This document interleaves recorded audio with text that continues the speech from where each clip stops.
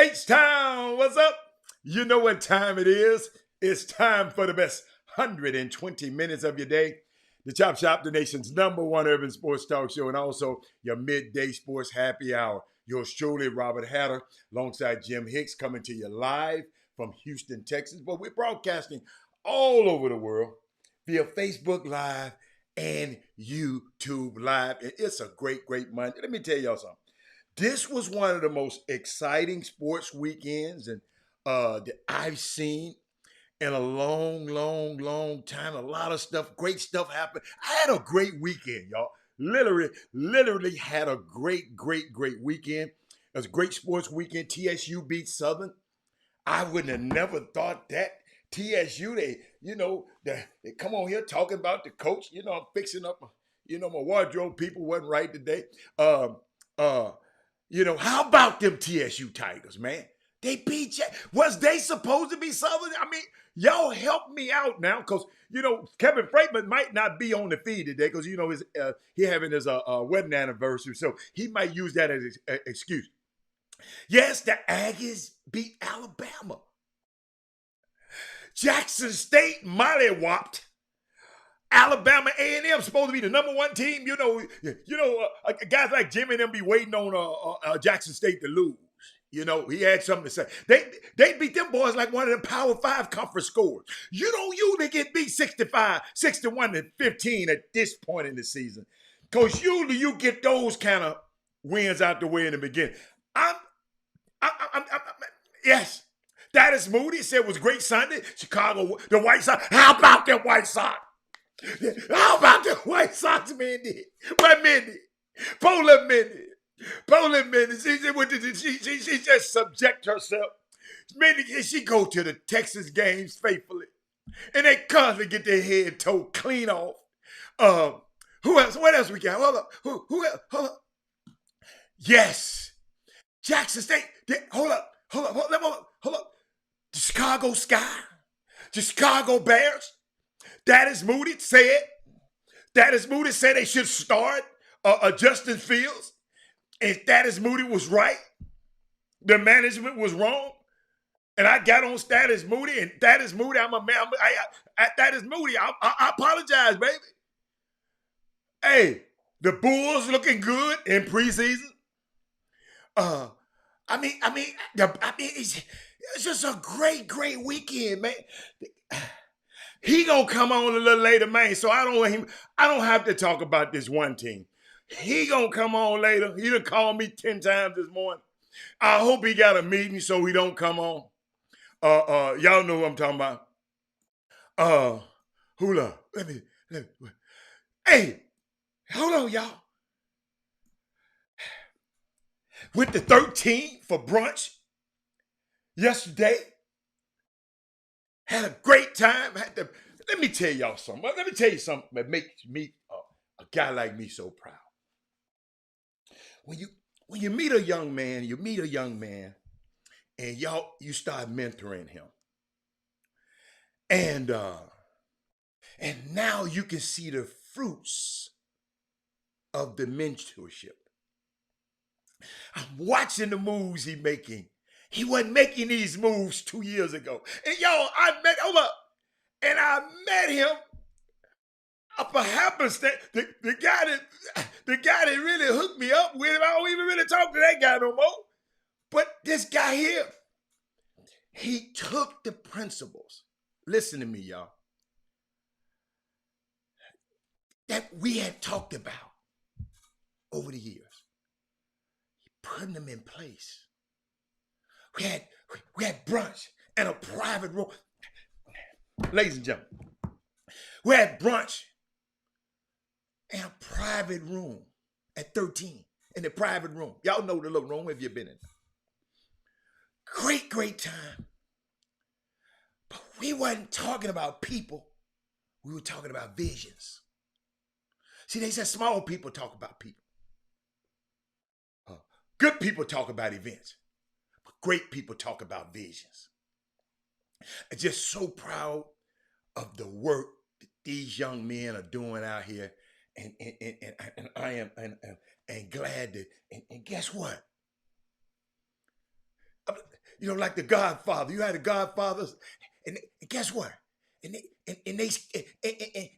my tape,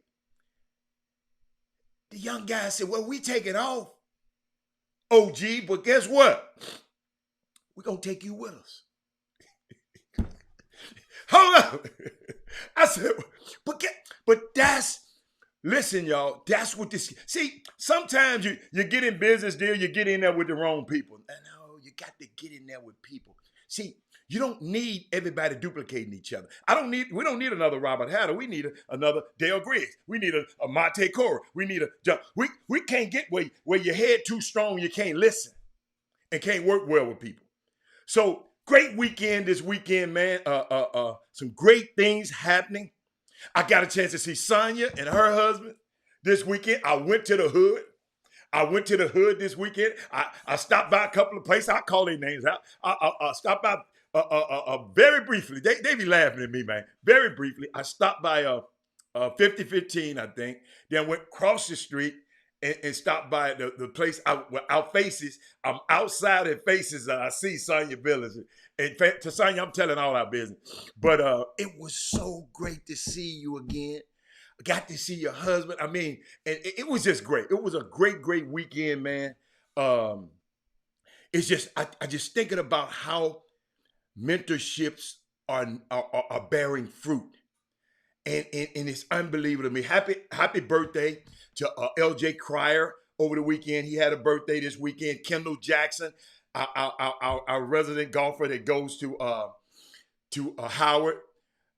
It was just, but that Alabama A&M game. Did y'all see the game at the end? All the people came on the screen. That was a super spreader. Oh my God, super spreader. Somebody tweeted, say, if I was a high school kid and had access to a car, I think that Trey Phillips, man, I'd have went up the road and hung out in College Station this weekend. Then they had a fight the other night. I don't like boxing that much, but I heard about the fight. He's talking about it. I don't know what happened. I saw the black guy got knocked out. You know, I saw that. But who else? But you know what? I want to share something with y'all. I want to share.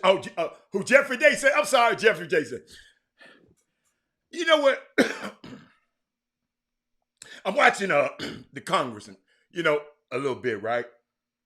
And I'm thinking about, we got guys like Tommy. Y'all listen to this. Y'all got to listen to this one careful. Because it made me think about something this morning. We got guys like Tommy Tuberville, that's senators from I think the state of Alabama. You remember he coached at Auburn. Check this out. He used black players to put himself in a position of power because he was the coach at Auburn. You know, black players helped him build his empire. He goes off to the Senate, then he turned his back on every black cause that's trying to be voted on in the Senate. We got to watch what we're doing, man. Like my guy Keyshawn was talking about this morning, talking about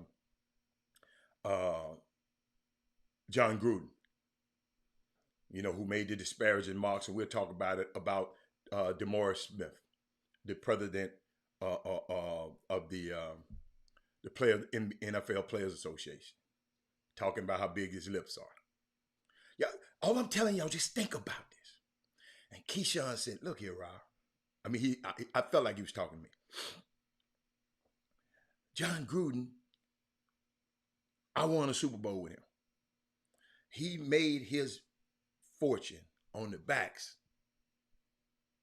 of black men. Listen, I'm just be wanting sometimes y'all to just, when we put these people in power, y'all got to expect this. I'm not surprised that John Gruden said this. I wasn't even up in arms about it.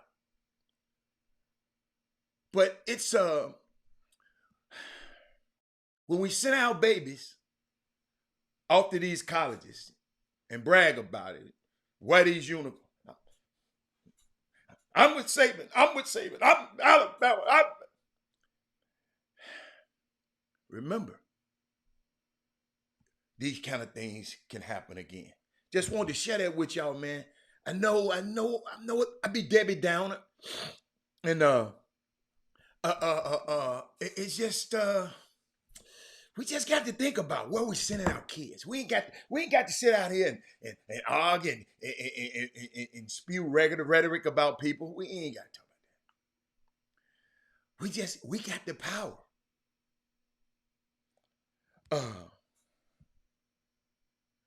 Saw the WNBA the other day. Oh, them girls balling. Oh my God.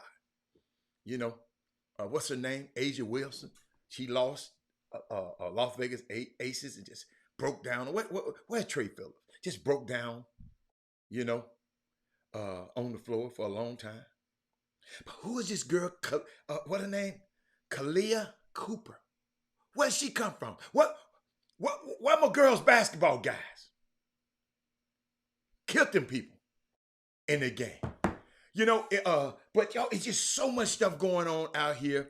What Mindy? Let me go back through the feed and after I done finished with. But y'all, we fighting over MC Light. Rick, what's the one? What? Okay, I missed that one.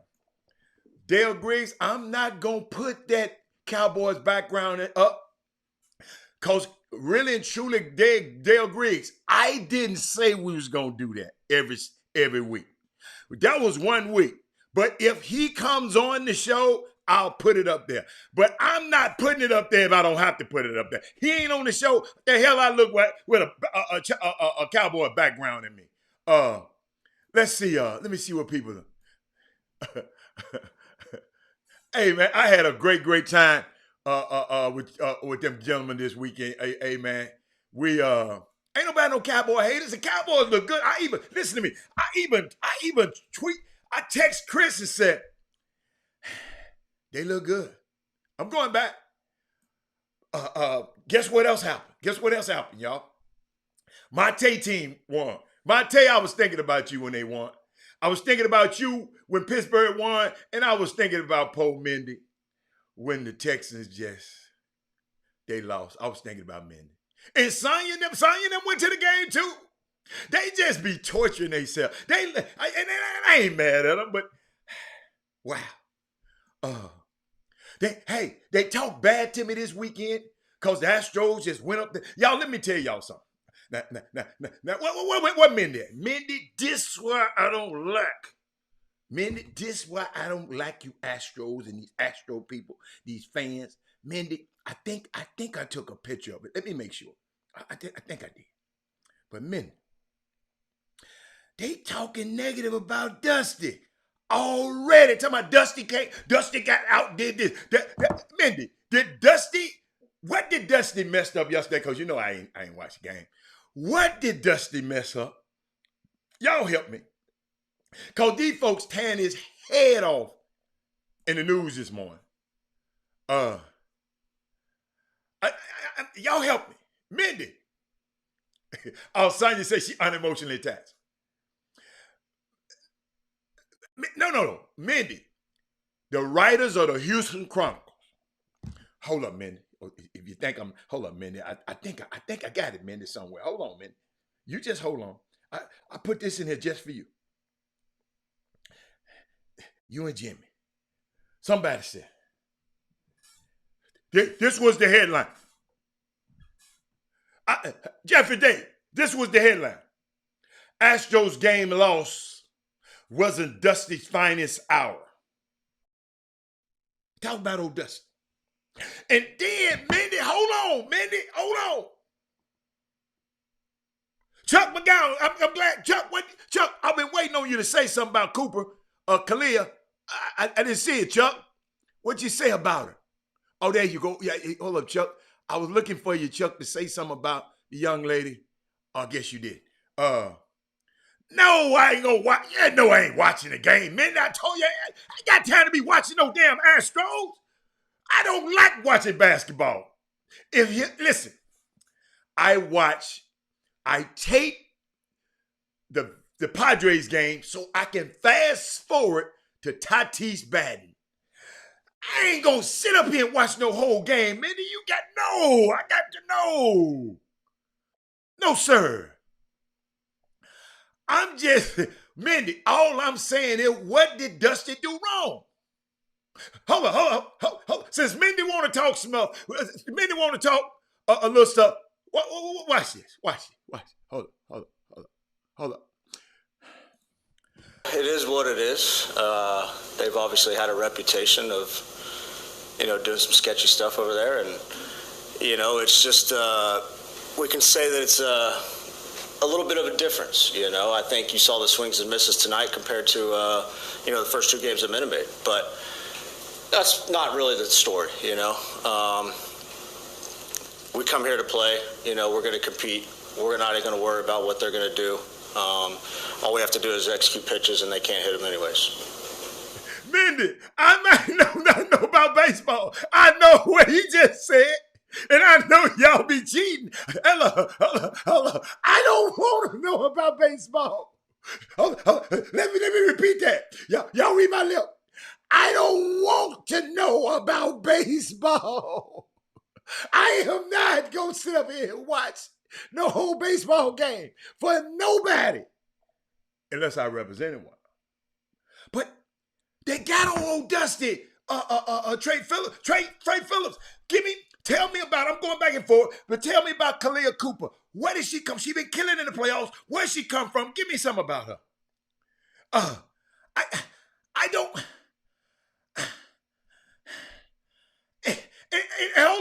Hold up. The guy who just was on the video, guess what they said? He went to Blair Junior College, and they say he got caught cheating at Blair. I can't substantiate yet. Somebody told me that. That's a rumor. That's a rumor. But hey man,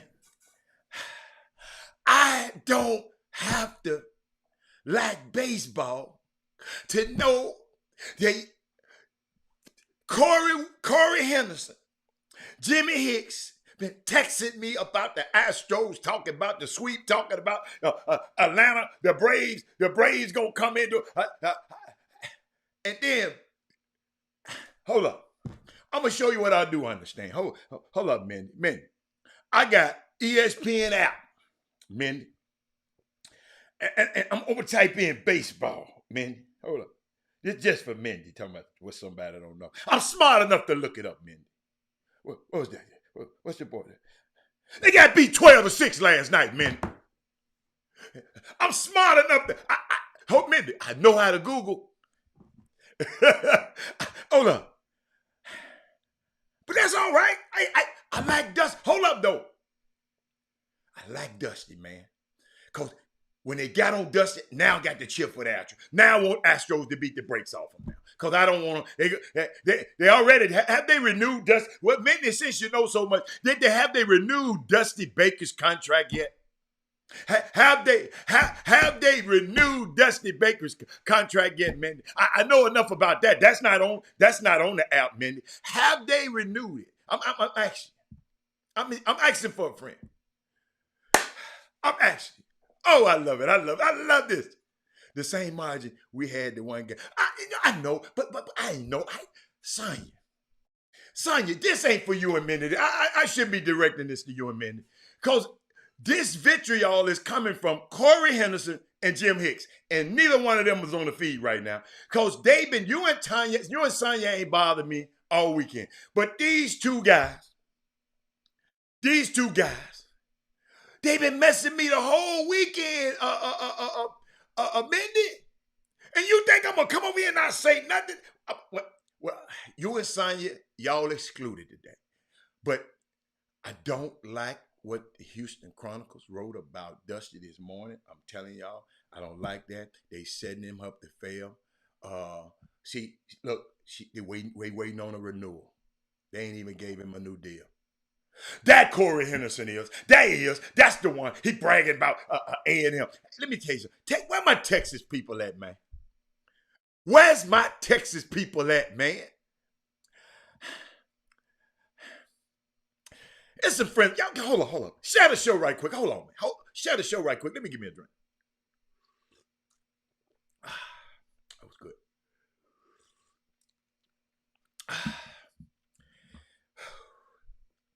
That was good. Corey Henderson, my Texas fans. Y'all, I don't like Texas nor Texas A&M. That's me. I'm not from here. I like Texas because the puff fun. You know, I ain't never like A&M. There's something about A&M, y'all, I just don't like. So, A&M go beat Alabama. And Texas go let OU beat. What? Hold up. Where's my girl? Where hold up. Where is Kim Jackson at today? She's a Boomer Sooner. That Alpha Yo. I called you the other day, needing some help. I need your expertise. Rick Brown, help me out. Rick Brown, you live up in Austin, I think. I think we got somebody. We got another Austin person on. What happened? That's all I want to say. What happened, Alpha Yo? Alpha Yo, you got rid of Charlie Strong. I thought it was over. You got only thing I like about Sarkisian, boy, he got good taste in women. Hey, I like him. Hey, I like the Texas coach, but they gonna fire his ass, man. Hey, y'all, they gonna fire him. They gonna fire him. It should have been an honor for Saban to have been beaten by someone he mentored. You know what though? Y'all, some people came on this show and was talking about Jimbo Fisher getting that money. He shouldn't have got that money. Alpha Yo. Yes, sir. Hey, Sarkisian. I remember he got drunk and talked crazy at the when he was at USC and talking crazy at the alumni party. But he my partner from now on. Now he my partner. Y'all just go Google. If you don't know what I'm talking about, go Google Steve Sarkisian's wife. Okay, all right. He did good. Oh, they stopped running the workhorse number 5. Okay, I didn't see that game either. But that Red River rivalry, I used to go to that game annually a lot, long time ago. You know, because I was going back and forth and recruiting players from each of those universities. I used to love my trip to Dallas. It was an annual trip to Dallas, but lately, you know, since COVID, I'm not going out there. But I got a question. Shock wasn't ready for. Sark wasn't ready for it? Okay. But hey, y'all, I got some information. I'm trying to see. You know what? I want to talk to y'all. Trey Phillips, hey, do me a favor. I need all the summer basketball people on the feed right now. I need everybody. Shout out to Bobby Benjamin. They had an event this weekend. Nobody gave me the details, so I don't know what to say. But they had a whole bunch of old guys playing basketball. Let the young kids play first. Then they had a bunch of old guys play. Some of the guys in this community play. And hold up, I saw that they. Hold up, y'all. Hold up. I'm gonna give them. I got to talk about them. Let me find it. I'm trying to see where I would find it at. Hold on. Let me see. You know, I got to give Extra Eyes Media. Let me see. Bobby Benjamin. Let me see. I got it. They had guys playing. I'm gonna give you. They listed the guys who played in the staff game.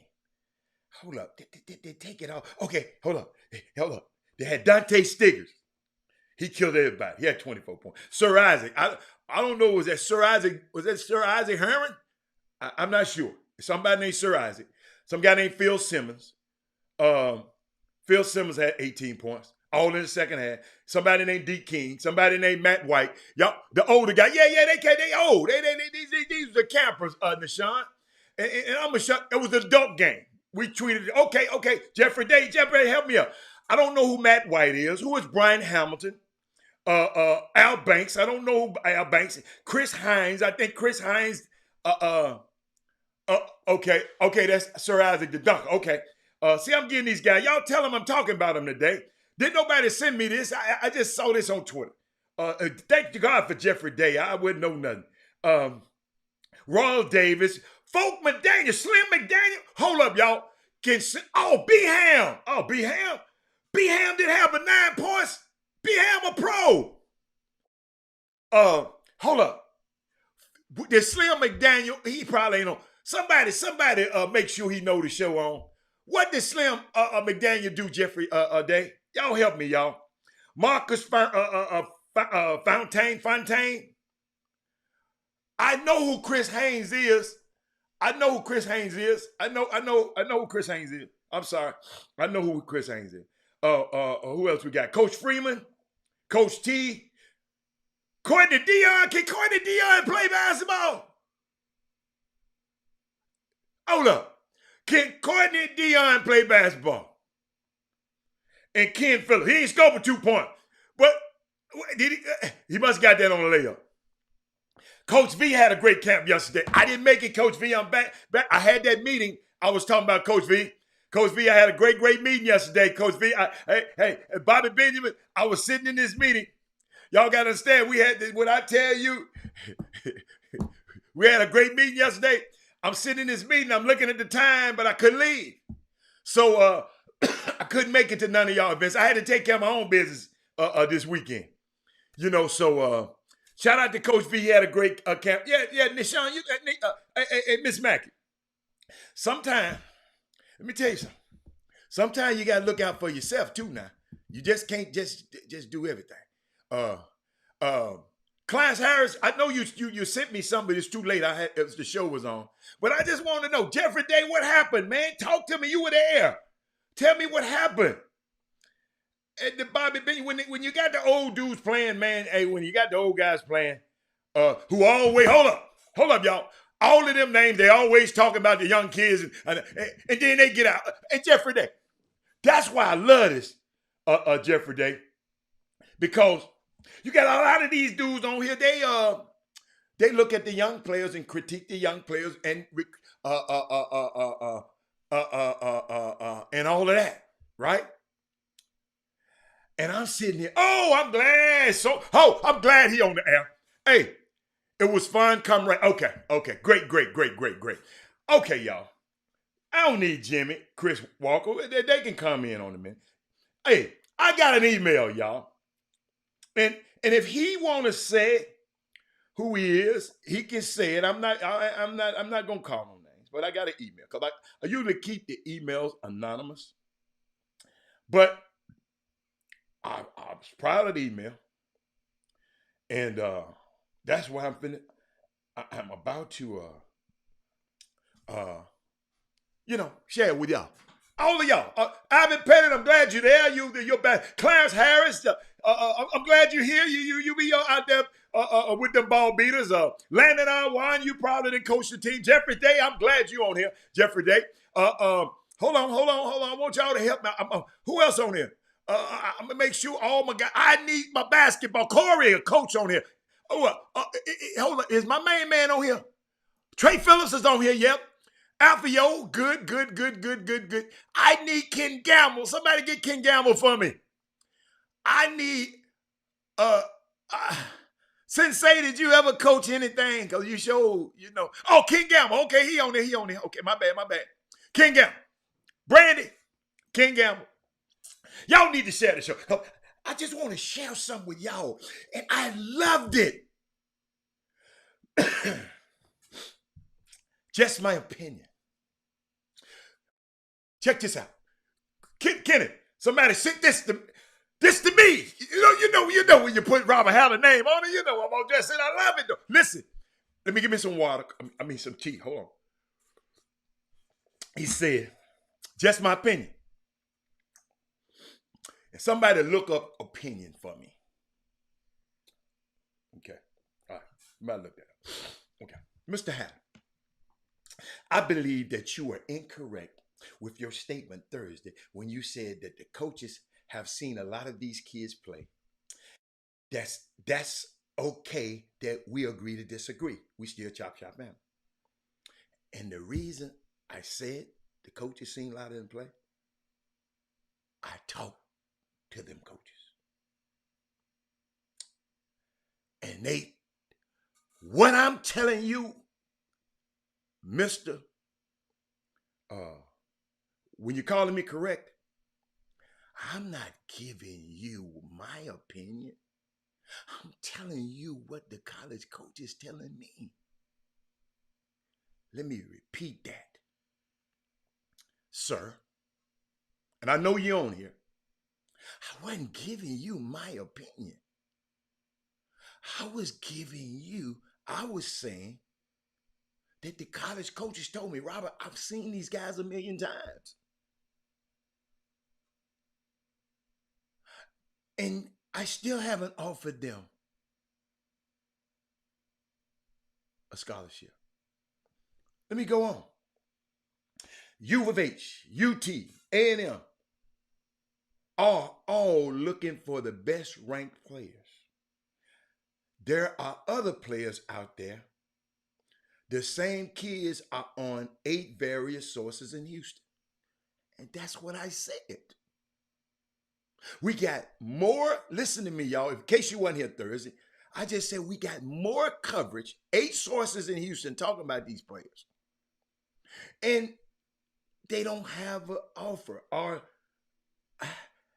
we got the lowest number of Division I offers as of right now, the key word, in 20 years. That's all I was saying.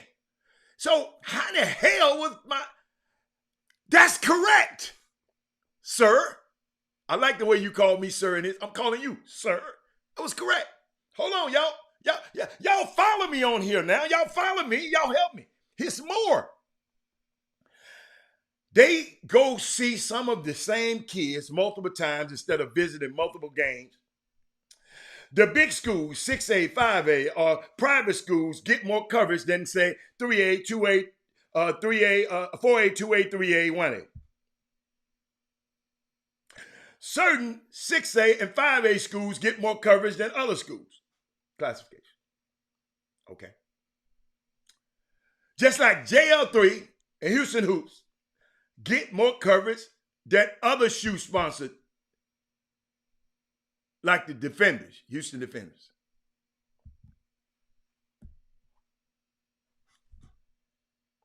Houston Defenders is a sneaker school, man.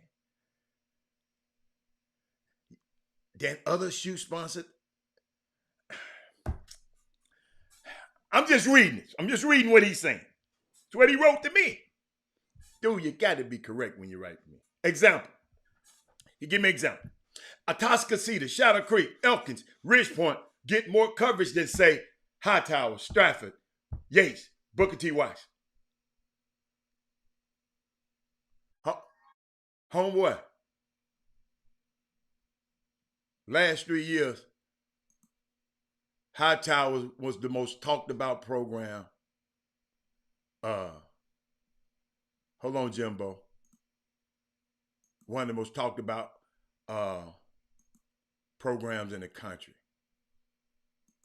because they had a high profile player. Jimmy, I'm reading Jimmy, I'm just going through this. I'm just going through this email somebody sent us in the mailbox, but they addressed it me. But Jimmy, you're late. I can't go back. I can't go back. He said, Jimmy, I got to give you this one. Yeah, I got to give you this one. He's talking about, because you remember the other day, Jimmy, I said something about we got 8 sources here in Houston that's covered. We got more sources covering the players, but this year particularly, we got 11. We got the lowest number of Division I. And I said, well, maybe those other guys ain't that good. I guess dude took a shine to that. And I understand, and I don't mind. But I didn't come up that the opinion. College coaches was telling me this too. I mean, so Jimmy, he said, they go out, the media, they go see some of the same kids multiple times instead of visiting multiple games. You need to hit it, Jimmy. I didn't want you in this. I was gonna take care of this myself. But since you're here, just follow me, because he wrote a lot.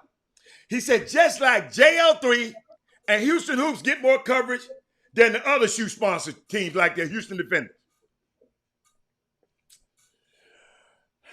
Example, Jimmy, Atascocita, Shadow Creek, Elkins, Ridge Point get more coverage than, say, a High Towers, Stratford, a Stafford, Yates, Booker T. Washington. Jimmy, Yates was the mythical national champion. Usually beating. I'm gonna leave that alone. I'm gonna leave that alone. Jimmy, then he said, the later teams all won or were a part of a state championship in 2019 or 20. Their kids got a lot more coverage compared to the first group of teams that did not win a single state championship in basketball. So, Jimmy, I just came back and said, this is what I came back. I just sit back here, Jimmy. I said this. And Nicholas, you can, I don't care what you say if it's true. I'm just stating the facts right here. I hear, this is what I told him, Jimmy. I hear you. This is what I said. But you didn't give me any information that make me just change the way I feel, my opinion. I see excuses, not information. I said, do this for me, Jimmy. Give me 10 names of the guys you think that should have a D1 off that these other 8 sources have not covered, and let's discuss it. Kimberly Jackson, Ghost Boomer Sooner is on the line. Hold on. Nicholas Best, since you said true, I don't know what you said true about, but I'm going to let you make it today. Jimmy, he came back. Now, you see what I asked him. Notice what I asked him, Jimmy. I said, give me 10 names that you think who should have a Division I offer, since you're talking about that I was incorrect, that y'all 8 sources, Jimmy and his crew, did not. I said, I just give them to me. Jimmy, I'm going to read this, and not one name. This is rebuttal, and not one name is on the damn list. So answer the question next time. You know who you are. I'm not calling you out. You know who you are. So, Jimmy, this is what he said. So instead of asking the question that I asked, he said the AAU circuit is a one-on-one league. Oh, I'm sorry, Nicholas. I'm sorry, baby. The AAU circuit is a one-on-one league. Most high schools don't have one-on-one offense. Jimmy, hold on a second, Jimmy. Jimmy, let me give me a drink. Jimmy, let me finish. I know this. I was hoping you didn't come on this quick.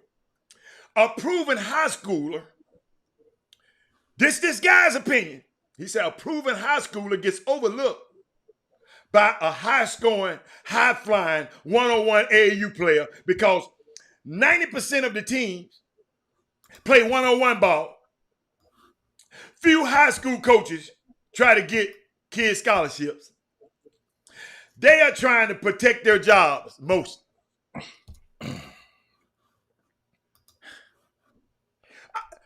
Where is my man, Mr. Woods?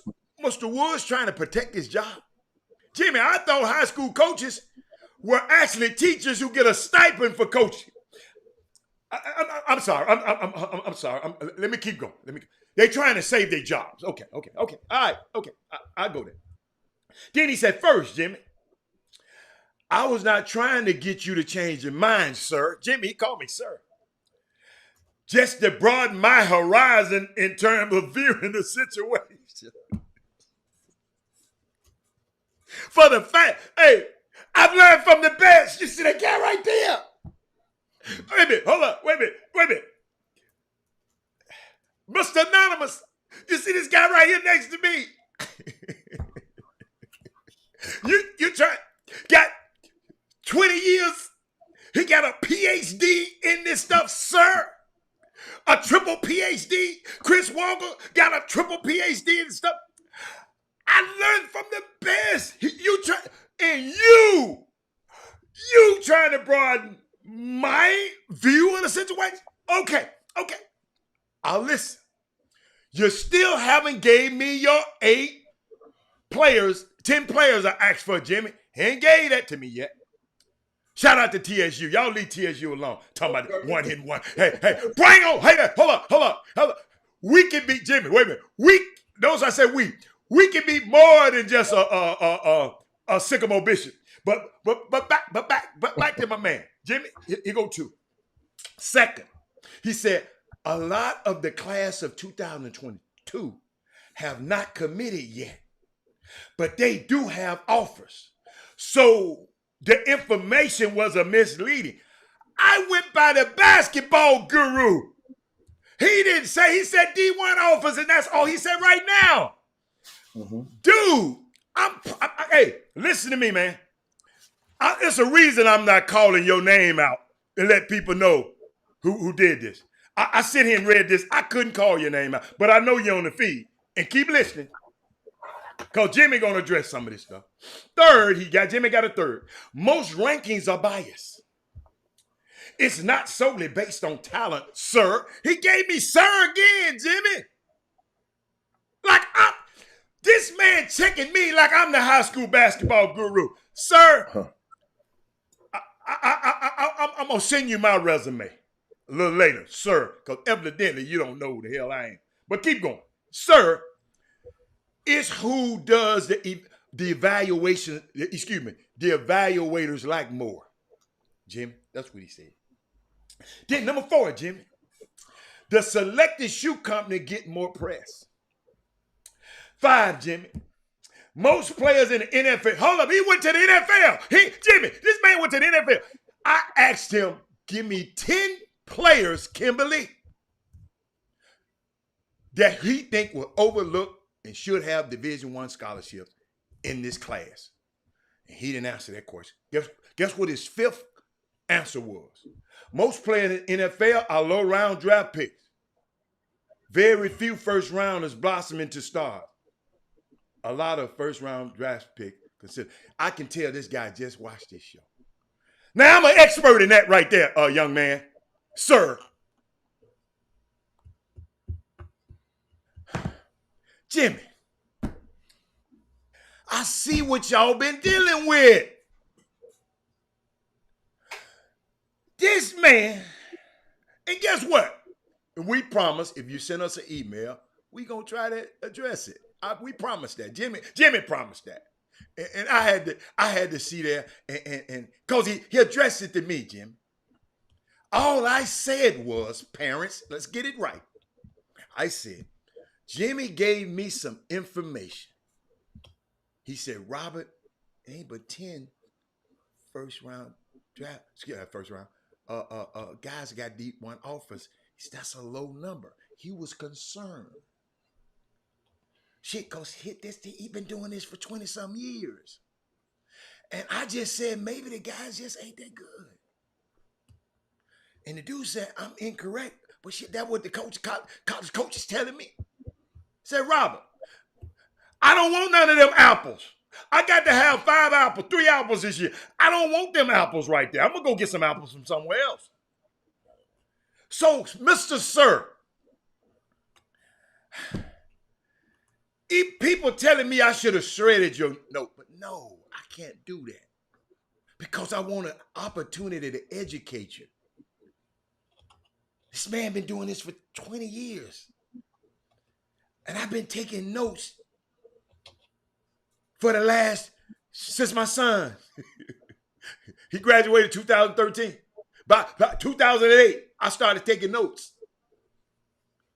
So all I was giving you was information that I got from the people who make the decisions. That's all. So it wasn't my opinion, sir. It was the information that I got. But Jimmy, I just had to. You came on a little late. I see you. Where you find that, man? Please don't tell me that's the thing that y'all had on. Where you get that? You're looking like Harness Wagner or something out there. Satchel Paige in that outfit. Is that a throwback? What you got on, Doc? So, hey, this right here, one of our viewers on the Chop Shop. Coach DeFron Favre. Oh, that's my man. Okay. And so remember, guys, always make an effort to support Black business. The AL collection, Jimmy. The AL collection. That's what this is. The AL collection. Okay. And I got me a TSU. Oh man, that's nice. I thought you would. I thought you went down there to Kansas City and got that thing up out of there. No, because I knew they was gonna kick Southern's ass, so I wanted to make sure that I had this jersey appropriately, just waiting on the hanger. Jimmy, I forgot to iron it. Look, Hal, they sent it to me. And they still got the crease in there. I say, don't send me no shirt unless it has creases in the sleeves. I'm from the old school. You got to crease my sleeves. You know what I'm saying? So Jimmy, how about them tie? We'll talk about them later on. But let's get to this email. And it sounded like a lot of talking points in the email. Okay. And talking points mean that points that you could get from listening to somebody else who felt they may have been slighted by the system. Okay. The system for which you were lured into believing in that operated a certain way. And once again, you believed in a system of exposure to yield Division I scholarships out like they're candy. And then when it doesn't happen, then you go to you get pissed off because you wasted time and money believing in something that you did not, believing in the tooth fairy, believing in a fat guy coming down your chimney to deliver presents, to believing in a rabbit laying eggs. You believed in all this stuff. And there's no difference. You've been lured to believe in fictitious stuff all your lives. Many of us. But at some point, you get a place like the Chop Shop where I do genuinely do my best to give this stuff to you guys uncut.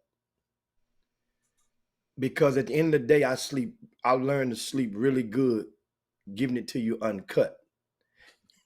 I could cut it, I could step on it, but then if I serve it to you, you're gonna get high off of it. And you could even die off of it. Die mean your spirit, your whatever dwells inside of you to make you go and move and believe and love whatever you seeing your kid do. I try to get this stuff to you straight, guys. And what happens is we're in a space now where everybody has a voice and an opinion that can be read by somebody whom they know, or somebody whom they don't know, or somebody who decides to follow them.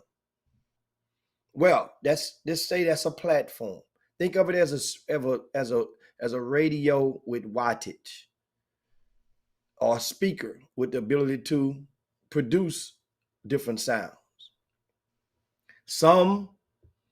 Remember when you bought speakers, some are 60 watts, some was 100 watts, some was 200 watts.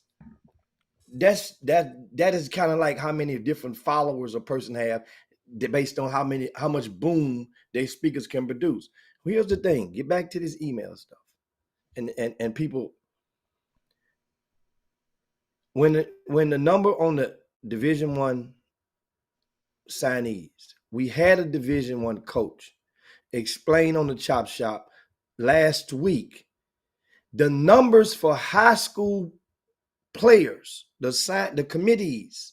You can't sign to the second Wednesday of November. They are down nationwide. So to think this is just a Houston thing, it's just a Texas thing, I think in Chicago, in the state of Illinois, get you this, in the state of Illinois, Chicago, kind of totes that whole state like New York City totes pretty much the predominantly part of New York State. You know how many Division I boys basketball committees that they have right now? Well, as of last week, in the state of Illinois, Adam, 12. The entire state has 12 Committees? What you mean by committees? committees. Oh, Committed. commit. Okay, people that's committed. Okay. 12 seniors. Chicago. No, the whole state. The whole state of Illinois. Illinois. Wow. That includes Chicago. Has Wow. only 12 as of this past weekend on Friday. Boys, I'm talking about. Greater Houston has 11. And you're understanding. So when you that's the part you're skewing up, is you're taking that 11 and making it seem like the rest of the world has 40, 50, 30, and it's just so down. No, I'm just letting you know, guys, know this is the number and it's down. Now, for the most part, and it's down, and it's not going to, people saying, well, I have some people, 2022, they got hurt by this. Let me tell you something. Newsflash. This shit is not going to change no time soon. Why? So, because the transfer portal Jimmy, because he gonna send you an email. Because you just said you finna get an email. He gonna send you another one. But keep going. Why is not gonna change? Because the transfer portal is not until it is totally until it's not able to be present, which that's not going to happen. They just put that in effect, just put that rule in effect. And a lot of transfer portal and those kids now to not even as a result of the pandemic, they don't have to sit out. One time you get the transfer without sitting out. One time. Now, think about this. This is the new normal. Have you ever had I know my mom was an avid coupon clipper. And it was one of the things that my mom and my sister Terry, she still does to this day. They always tell me, but I'm just I'm one of them guys, I try to, but they never go grocery shopping on Tuesday. They always say that. You know why? Because the grocery sales start on Wednesday. Every Wednesday is when when the new sales for the week pop into play. So you never go grocery shopping on a Tuesday unless you don't want no traffic. There are a lot of people these days in this generation, they might not even understand coupons. So it might be a regular day at the office, but you never go grocery shopping on a Tuesday. So it's like some people, you guys that buy automobiles, right? Let me get this out the way. Where's the doggone? Oh, it's y'all excuse me, guys. Now, when you buy cars, there are certain times of the year that before the pandemic, pandemic done messed up because they got those in those chips that are scarce. So that means the prices drive up. So it's different in buying a vehicle in 2020, 21 versus let's go pre-COVID. You already knew if you bought a car in a certain month, right, that the negotiations are in your favor. Because the market is going to adjust because they got to move those things off the lot so they can close their numbers off for they go into the new fiscal year. Well, this is why a lot of colleges, when it comes to the transfer portal, if I know I have 2 scholarships left, every coach want to have a certain amount of high schoolers on their roster. Yes, that's pretty much all across the board. That number is not a consistent, definite 3, 5. It varies from coach to coach. Once again, different coaches love to have a certain amount of incoming high schools that they want. Some may want 1. Some may want 3. Some may take as many as 5. But it's different strokes. That's like playing zone or man, pressing or not pressing, full court or half, matchup. That's like different ideologies. So now, if I know I have 2 scholarships sitting in the pocket, and I know there's a kid that I tried to recruit, but he went to Baylor, I would have had him. I'm at Sam Houston State, giving it an example. And I think that kid, he didn't play as a freshman, but he might play. And we're going to see what happens this coming year. I'm in with the family. We had a good home visit. I think the dad digs me. Matter of fact, me and the dad went to college together. So I got an inside lane. You think I'm gonna not hold a scholarship and wait? If he don't play, I'm gonna get him. This is how a lot of college coaches are thinking now. Their relationships is back in style, which it never went out of style. More than ever right now. That's why a lot of these coaches are recruiting you acting like they're recruiting some of you players right now to develop the relationship in case you go where you go, they can get you on the rebound. I'm telling you the 100%, this 100 proof truth I'm giving you. So that's why it's hard for you guys to tell if a college coach is really recruiting you for now. And guess what? If you're bold enough to ask one of those coaches, I really believe that most of those coaches will tell you the truth. That yeah. Oh, hey, Jimmy, hold the hell up. What the hell is going on? Have y'all forgot? I don't know what y'all talking about, and it don't even matter. What the hell is going on with them backgrounds right now? I got a problem with the backgrounds. Jimmy know the bet. Get them backgrounds up right. Had to take a break. No, I got to talk to Jimmy. I don't need to take a break. All I do is click a button. Hey, I'm so good now. All I do is click a button. So Jimmy, I want you to, because we can't let him just do this. Jimmy, was the bet every game? Yeah, or just was that one time? Yes, I know it was. One time. We never make bets like that. Had it. It was every game. So until we lose, we can change the bet. But right now, I don't know what the hell y'all got in the background right there, some Miami or whatever. Change the background, click the button. And if Jimmy really want to keep 100, go do a change and take that TSU mess off. Click the button. Matter of fact, put TSU behind him. Okay? Now get back to our regular Jimmy, you know we can't put nothing behind him, Jimmy. Look, well, you know Jimmy, look what I got behind. You like that, yeah, Chris? Put that back there. Look at Zeke. Look at Zeke. Yo, show that CD Lamb one too. Y'all need to understand, man. Your regular scheduled program has been interrupted. The Cowboys are now taking over the broadcast. It's Monday, which means Monday Fun Day, which means it's Cowboy Day. Get used to it. Yes, sir. Yes, I just told them people. Let me give a disclaimer, ladies and gentlemen, in case you didn't know. There's something wrong with your background. There we go. I told everybody that I was not going to sit up there and talk with this by myself and he wasn't on the show because I was hoping you was in a meeting. I was hoping you got caught up in the LA traffic. You see Herb Baker. Hey, you know Herb don't lie. You see what Herb say. You know Herb don't lie. Herb keep it 100. Every win. Put it up there, baby. Just go suck it up. I don't care about what Herb say. Herb run his shoes over. He don't run nothing over here. And what happened to your other team, Jimmy? The Alabama Crimson Tide. What happened to them, Jimmy? Oh wow. What happened to them this weekend? That's your squad. I've never been an advocate of the team. We've been advocate of the players from Houston that are on Alabama's roster in all recent years, and they have one right now. Do you know the big fella? The big fella starts at Alabama. The one from North Shore. From North Shore, yeah. Roll Tide. And did you know that the running back butt whooping?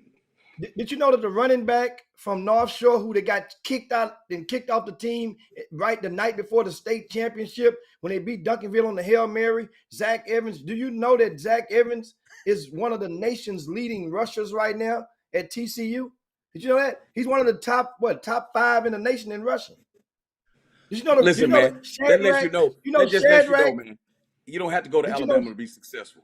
That's all I'm saying. Absolutely. Look, that's all I'm saying. You don't have to go to Alabama to be successful. But speaking of the North Shore quartet, do you remember the wide receiver, Shadrack Banks, who missed more games than he played the last 2 seasons probably at North Shore? You know, he went to, I think, Texas A&M first. You know, he's moved positions. He plays defense now. I want to say he's a linebacker or something like that. He was a wide receiver. What school he at? What school is he? He at Bama? He went to TCU. He transferred to TCU with his buddy. Jim. So he's with Zach Evans. I got something for you. Oh, you know what? I saw that. Go on. I got something for you, Jimmy, though. I got something for you. Uh-huh. I'm glad you said that. The guy, Diggs, that plays for I was Dallas, about to number say the 7, same thing. Gunna. The same he thing. was crying because Nick Saban put him on defense instead of a wide receiver. He was a wide receiver at first, like his brother, Stephon Diggs. He was crying and called his brother and said, man, why? His brother said, man, just suck it up and bust their ass at that position too.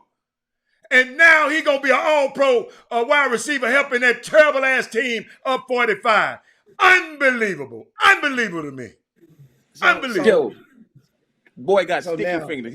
He got sticky Dion. New Dion. That's what we got. We got us a new Dion. So- Because he don't tackle worth Oh. nothing. You see him tackling, all he do is try to strip the ball. He's a matador. He's a matador tackler.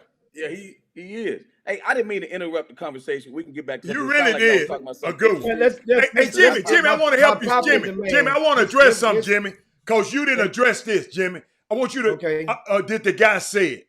He said, Mr. Hatter, I believe that you were incorrect with your statement Thursday when you said that the coaches have seen a lot of these kids play. That's okay. And all I was telling him is that what the coaches told me. Say it How the again, hell you're I'm incorrect? You say you're incorrect in what now? Read that part again.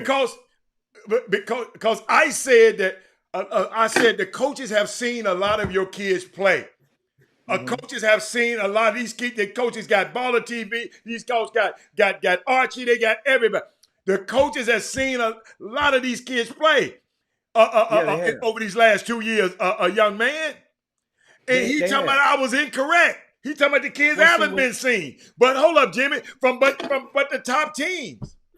But we got, he's saying what he really saying. We got 8 sources of news sources in Houston, and ain't none of y'all covering but the same players. That's what I guess he's saying.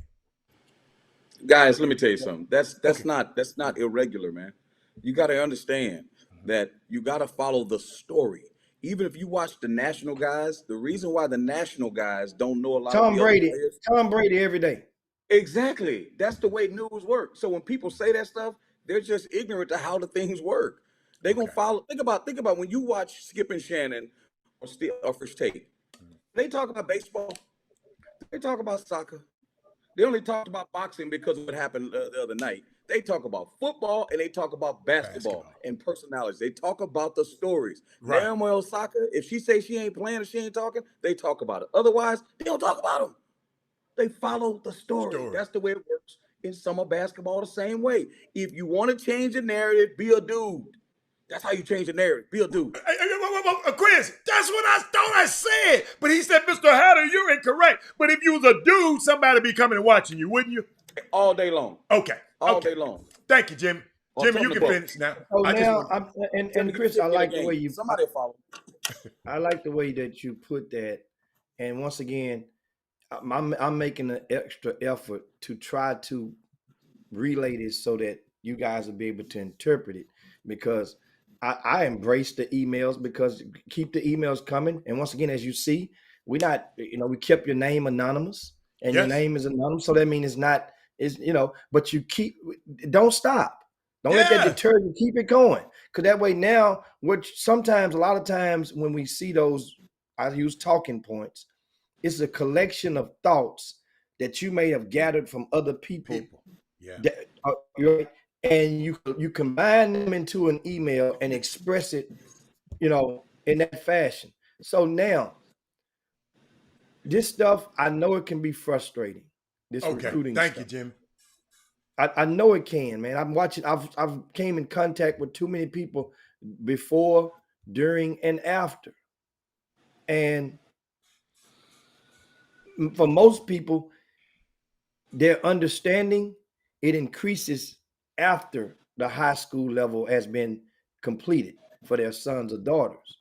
That's when and then they'll get it. And that's the thing. Those are the people that I'm asking, I'm begging. Those are the ones we need to come back and share their testimonies to more of y'all who are directly involved. Who needs to share their testimony?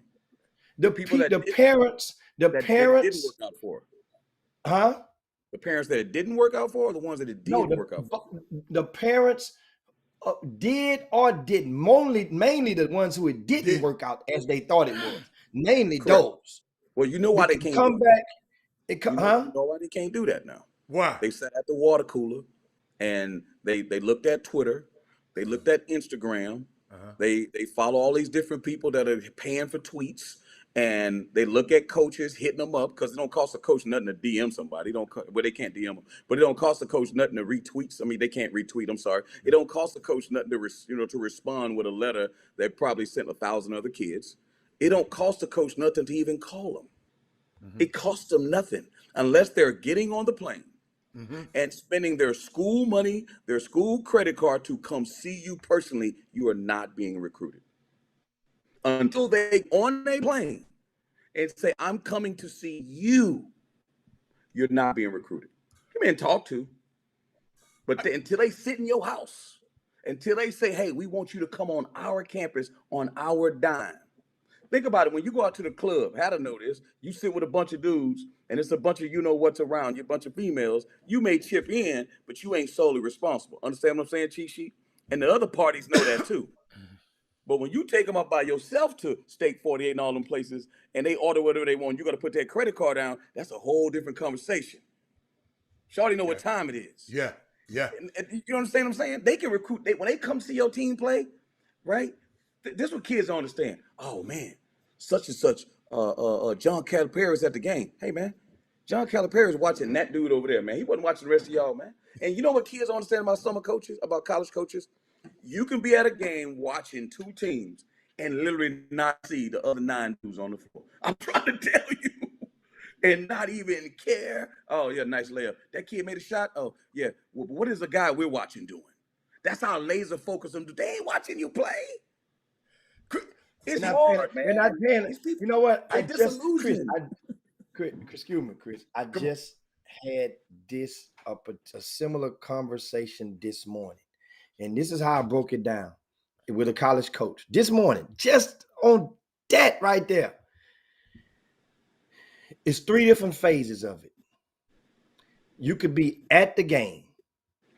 That's one. A lot of people did. I was at the game, and I was there. Okay.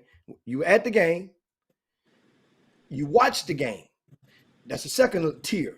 You at the game, you watch the game. Then the third tier, which is most important, where you're paying attention. Who did you pay attention to in the game? 3 different tiers of this. So you could be at the game, you could be watching the game, but then you could not be paying attention, like you just said, to those other 9. You might just be focused on the matchup between this guy number 1 versus this guy number 2. You may not even notice these other guys. Most times you don't. Listen, go on. No, go on, Chris. Because I just going to share a story that happened to me. People don't realize coaches will sit in an area where they can see both courts. Dudes like Herb on the feed and Corey, those guys, they can be seeing both courts. And then what they don't realize, there's another coach on the left and there's another coach on the right. And they might as well be 2 devils when it comes to recruiting because both of them are talking to him. He turning his head. He trying to have a conversation. And next day, something happened on the play. He hear ooh and ah. He turn his head, missed the play. You know what the parents thought? Oh, my kid did that in front of such and such. The homeboy didn't even see it. He wasn't even paying attention. Wasn't paying attention. And on the flip side, parents, I got to help the parent to a little old lowly player like I had. I'll never forget this, Chris. We had Boo Williams, Jimmy. Coach Courtney came up there to see Robert. He sit up there the whole first half. He didn't get off the bench. Coach Courtney got up and left. Second half, he played. But the coach was gone, parents. The coach who came to see, now he wound up going to that same school, but it's just I ain't gonna lie, I was hotter than catfish grease, huh? Oh, I'm sure you probably mad at the coach. You probably mad at like, man, what the and that's what incenses parents. You got to understand the process. Yes. And I have this conversation all the time, and I try not to be a negative Nelly. Right. But I tell them all the time, do you want Chris Walker to talk to you or do you want Coach Walker to talk to you? Because Chris Walker going to make you feel real good. Hey, man, it's going to be all right. He going to pat you on the back. Coach Walker going to tell you, man, you out of your mind. It don't work like that. I'm going to give you the 100 truth. I'm going to be 1,000 with you. And it's not going to feel good, but we got to have that honest conversation. Man, maybe you need to switch teams. You may not be on the EYBL, but guess what? As Herb said, everybody on the EYBL don't get scholarships because you can sit on the bench on the EYBL and not play. Them dudes ain't recruiting a dude that don't play. They don't care who you play for. They can That's why I was mad. Hold up, Chris. That's why I was mad. They don't care. They don't care about the EYBL. The people in the other world do, but the coaches only care about, hey, man, my job's on the line. I need a player. I need somebody, I can get, and I need a player that can help me win so I can make more. A wise coach told another wise coach one time. He walked in his house. He said, oh, man. And if the coach is on the feed, he know what I'm talking about. He's a head coach now. They both high major head coaches. They were at different schools at the time. He said, oh, man, it's a nice house right here. Go in the garage, got 3-4 car garage. Hey, man, you got a car in every garage. You like all this stuff? Guess what? We better get some players. You can talk all that mess you want about EYBL. We better get some dudes that can come in here and keep this thing going. And it doesn't matter about EYBL and all that kind of stuff. Okay. It doesn't matter. It matters about those guys fit the way you know what I hate to take it back to relationships and stuff. You think about women. They'll be like, man, I want a guy who's got money. I got this and I got that. Let him start putting his hands on her and stuff. Let him start acting crazy and stuff. Let him start womanizing and stuff. She gonna walk out that door. She gonna leave all that money. She gonna leave all that stuff because at the end of the day, it's about respect. It's about respect. Okay, so it wasn't about the money then. Now, exactly. Hold up. Some women stay, because I know a woman told me. There's a lot that do, but there's a lot that leave, Hatter. Hold up. There's a lot that do. No, she told me she'd rather be crying in a Rolls Royce than be happy on a bicycle. But Hatter, there's a lot that stay at them schools and never play. And guess what they end up being? Salty as I don't know what the rest of their life. When they could have left and be like another and change their lives and went to another school. For instance, take Zach Evans for example. Zach Evans was slated to go to God knows where. Couldn't get right. Went over there to TCU to a place probably less desirable than people thought he should have went to. And now look what's happening. Talent. He has talent. He didn't have no structure and discipline, and he was coddled all his life. And Gary Patterson ain't doing that. So he finally went somewhere. It was like, hey, man, you either fit in or fit out. And now look what's happening. The same talent was still there, Hatter. You know what I'm saying? Mm-hmm. Sometimes people need discipline. It's not something that's done to you. It's something that's done for you. So when he says, you know what, I'm going to be vulnerable. I'm going to let these dudes coach me. Or I'm at my last leg. I ain't got nowhere else to go. I might as well just give in to this. And now look what's happening to his life. So my thing is when it comes to recruiting, I saw some on Twitter today. I mean, I wish I could say names, man. I just don't want to embarrass people. So I don't really do. Hold on, I'm laughing at Clarence Evans. He talking about whoever that lady was is insane.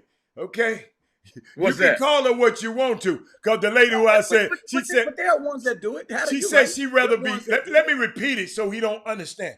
She said she'd rather be crying in a Rolls Royce than happy on a bicycle. There's a lot of insane ass women out there then. Oh no, you're right about that. If you call her insane, since you just wanted to run your mouth, Clarence Harris, it's a lot of insanes, and you probably know a lot of them too. That they'll get in that Rolls Royce and be crying like a mother, then be happy over there riding behind with your ass with a bicycle. But keep going. Listen, what else you got, Jim? Some points are for effect, and there are some people that resemble those remarks. But my point is that when it comes to recruiting, how have you seen it? Jimmy, I've seen it a million times, right? If I've seen it a million times, I've seen people that just don't understand the recruiting process. And they get mad. It's just like how do we talk about politics? People get mad about this. I was at a restaurant the other day, lady sitting next to me saying all kind of crazy stuff. And then when you ask them to clarify, right? When you ask them to, okay, well, expound on it more. Yeah, what's your Critical problem? race theory. Tell me what that means. Yeah.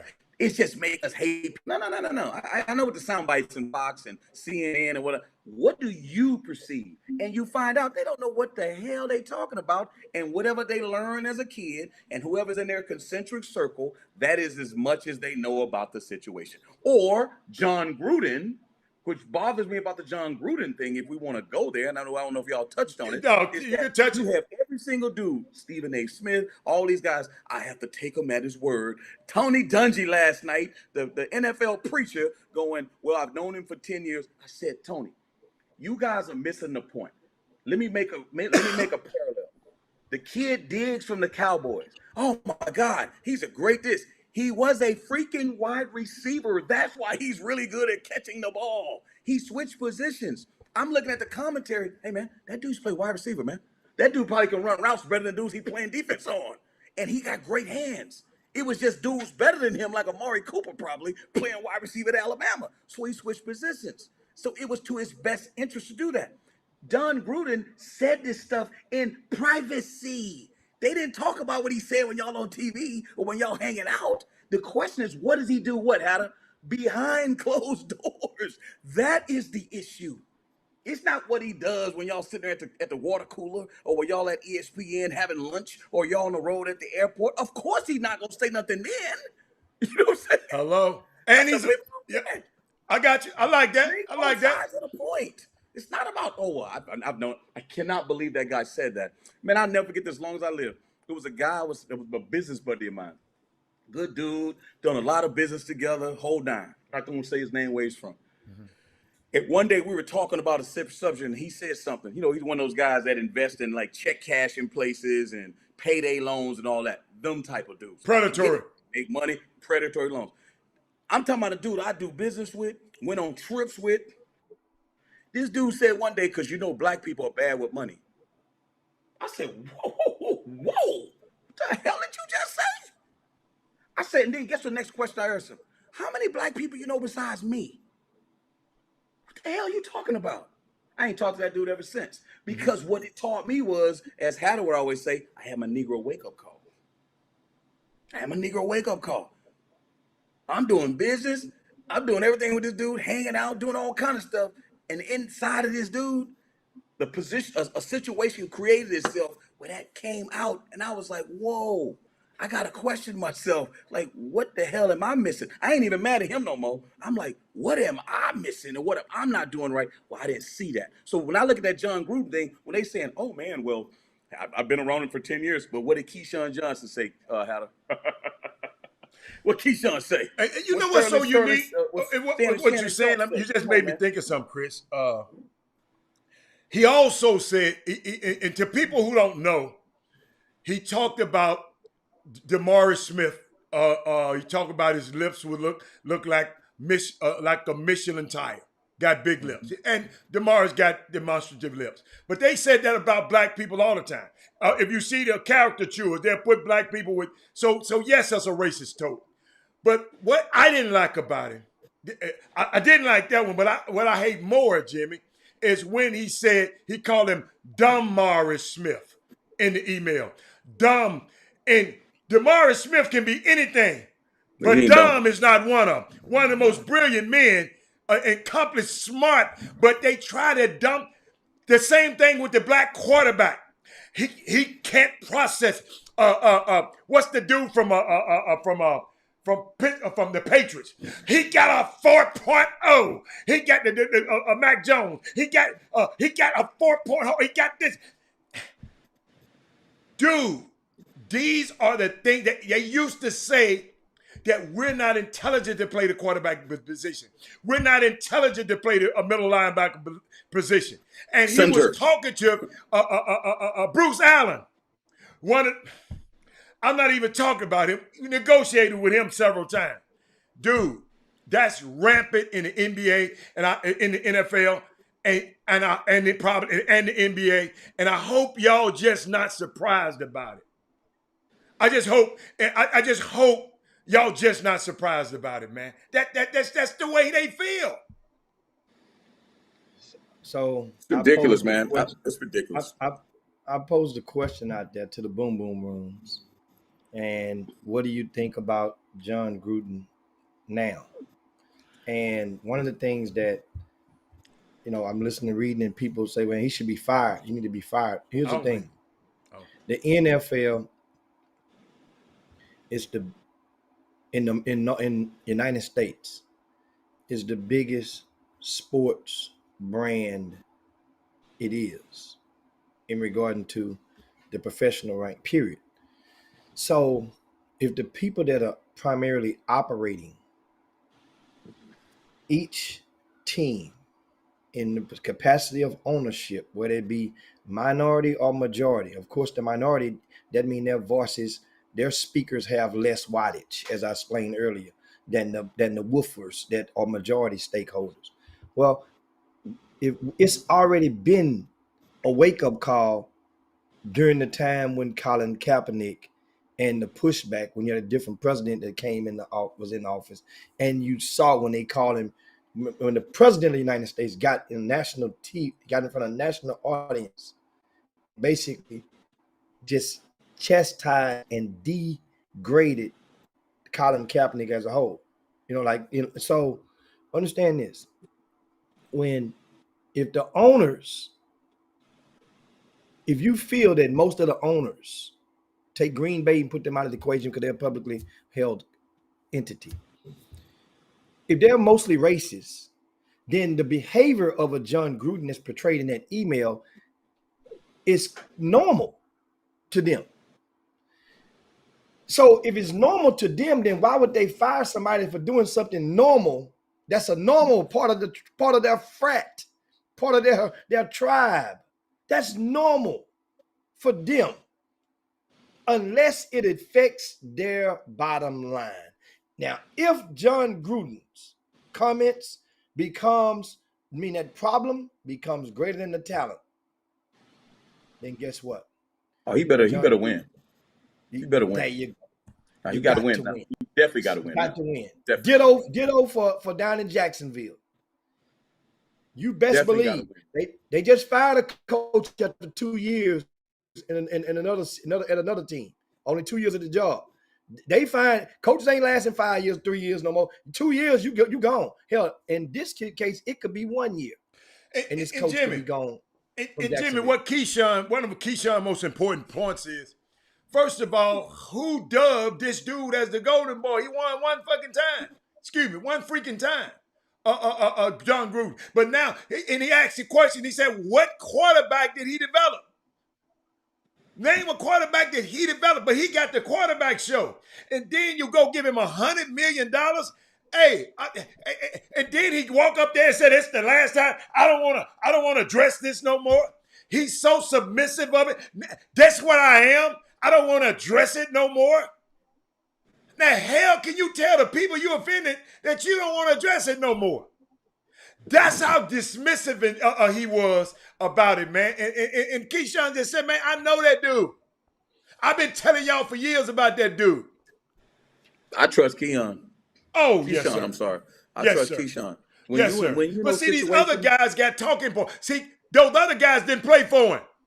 Bro, Tony Dungy didn't play for him. Stephen A. Smith didn't play for him. I'm sorry. What'd you say? Didn't play for him. What I'm saying is when you're around certain people, again, not many, not most, not all, but some. I'm gonna say it again. Not most, not all, but some are like that. And what you have to do is think about it. I heard Michael Irvin talk this morning. He's right. We all say things when we're in our group and we out having a drink. We say wild stuff, right? But I'm telling you right now, and I'm stuff that I'm sure things that we don't want to be repeated. But think about how cavalier in 2011 for someone to put it in an email, to not worry about it ever surfacing again, because he probably thought he would never, ever coach. And Chris, guess what? those emails, do you know how those emails became public knowledge? Because of another investigation, correct? Jimmy, the investigation into the Washington football team. Bruce Allen was one of the culprits, so they had to get Bruce Allen. He worked for both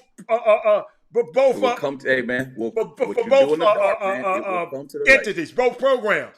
So they they confiscated his email. That's how they found it. All I'm saying is, what about the other email? Don't you know that man has said more than that before? You know what? Forget the email. I can't imagine what he is when he round his guys. His real guy. Not Tony Dungy. He ain't his guy. On that golf course. on that golf Oh course my when one of them goodness. Listen. guys like James Harden say or Ben Simmons say, I ain't playing for y'all. What they say when they're on the course and they playing like, hey man, you gonna let Hey, I'm just trying to tell you now. You hey, gonna let him Jim. talk to you like that? You Hey, gonna let him? You gonna let that Negro do you like that? hey, Man, I Jimmy. tell you, Hey, I Jimmy. do. Hey, Jimmy. $1 million into the fines. Ben Simmons thinking about. Ben Simmons thinking about changing his mind this morning, Chris. Of course. $1 million of fines, just $1 million into the fine. But Of course. hold up, this is the unique thing about it. I didn't mean to pivot, Jimmy, but he brought it up. But the unique thing about it is, I was laughing about that they talk about. They're gonna talk about him. Now he done moved his stuff out of Philly already.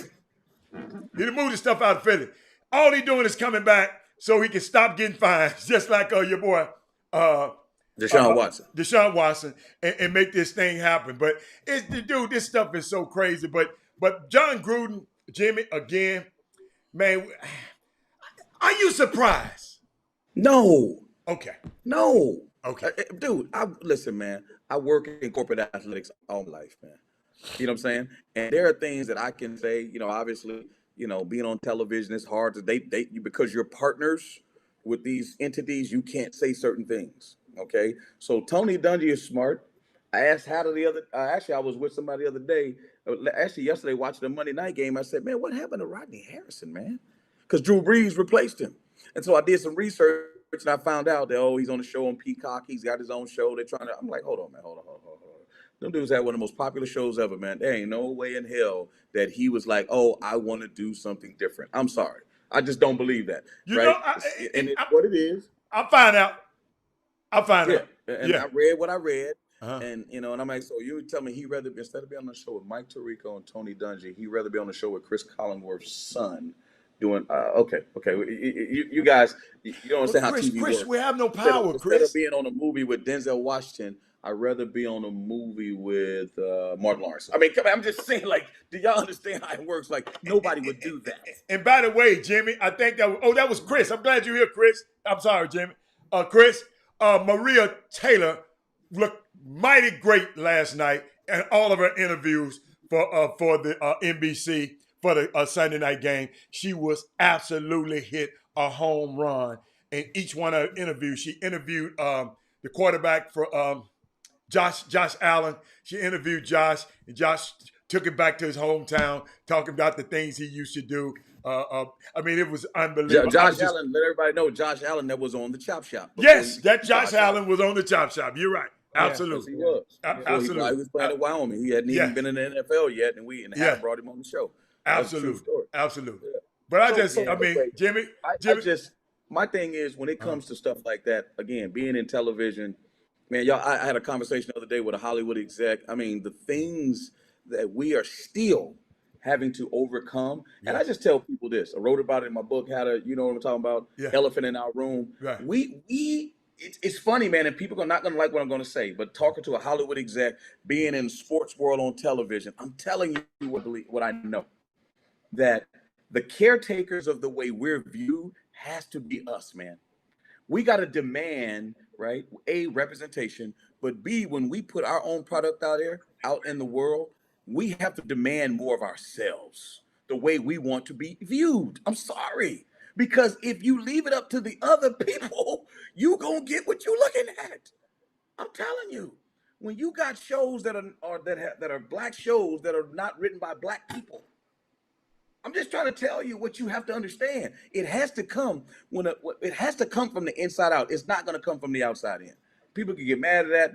They can scrutinize it. Say whatever you want. If you want the world to raise your family and you don't do it from the inside out, good luck. Let the world raise your family. Let Miss So-and-so at the school raise your kids.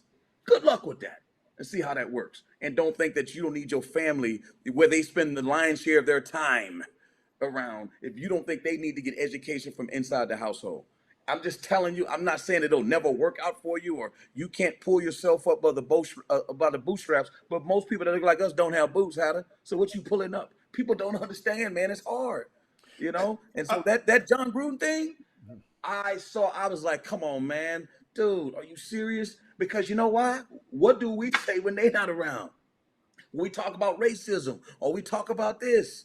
All I know, I love to be a fly on the wall in some of those meetings. Again, not all, not most, but damn sure some got some work to do. So, and to piggyback what you're saying, like it was frustrating. I was reading about Issa Rae. She was told to include white characters on her Insecure show and her web series Awkward Black Girl because it would make white people care.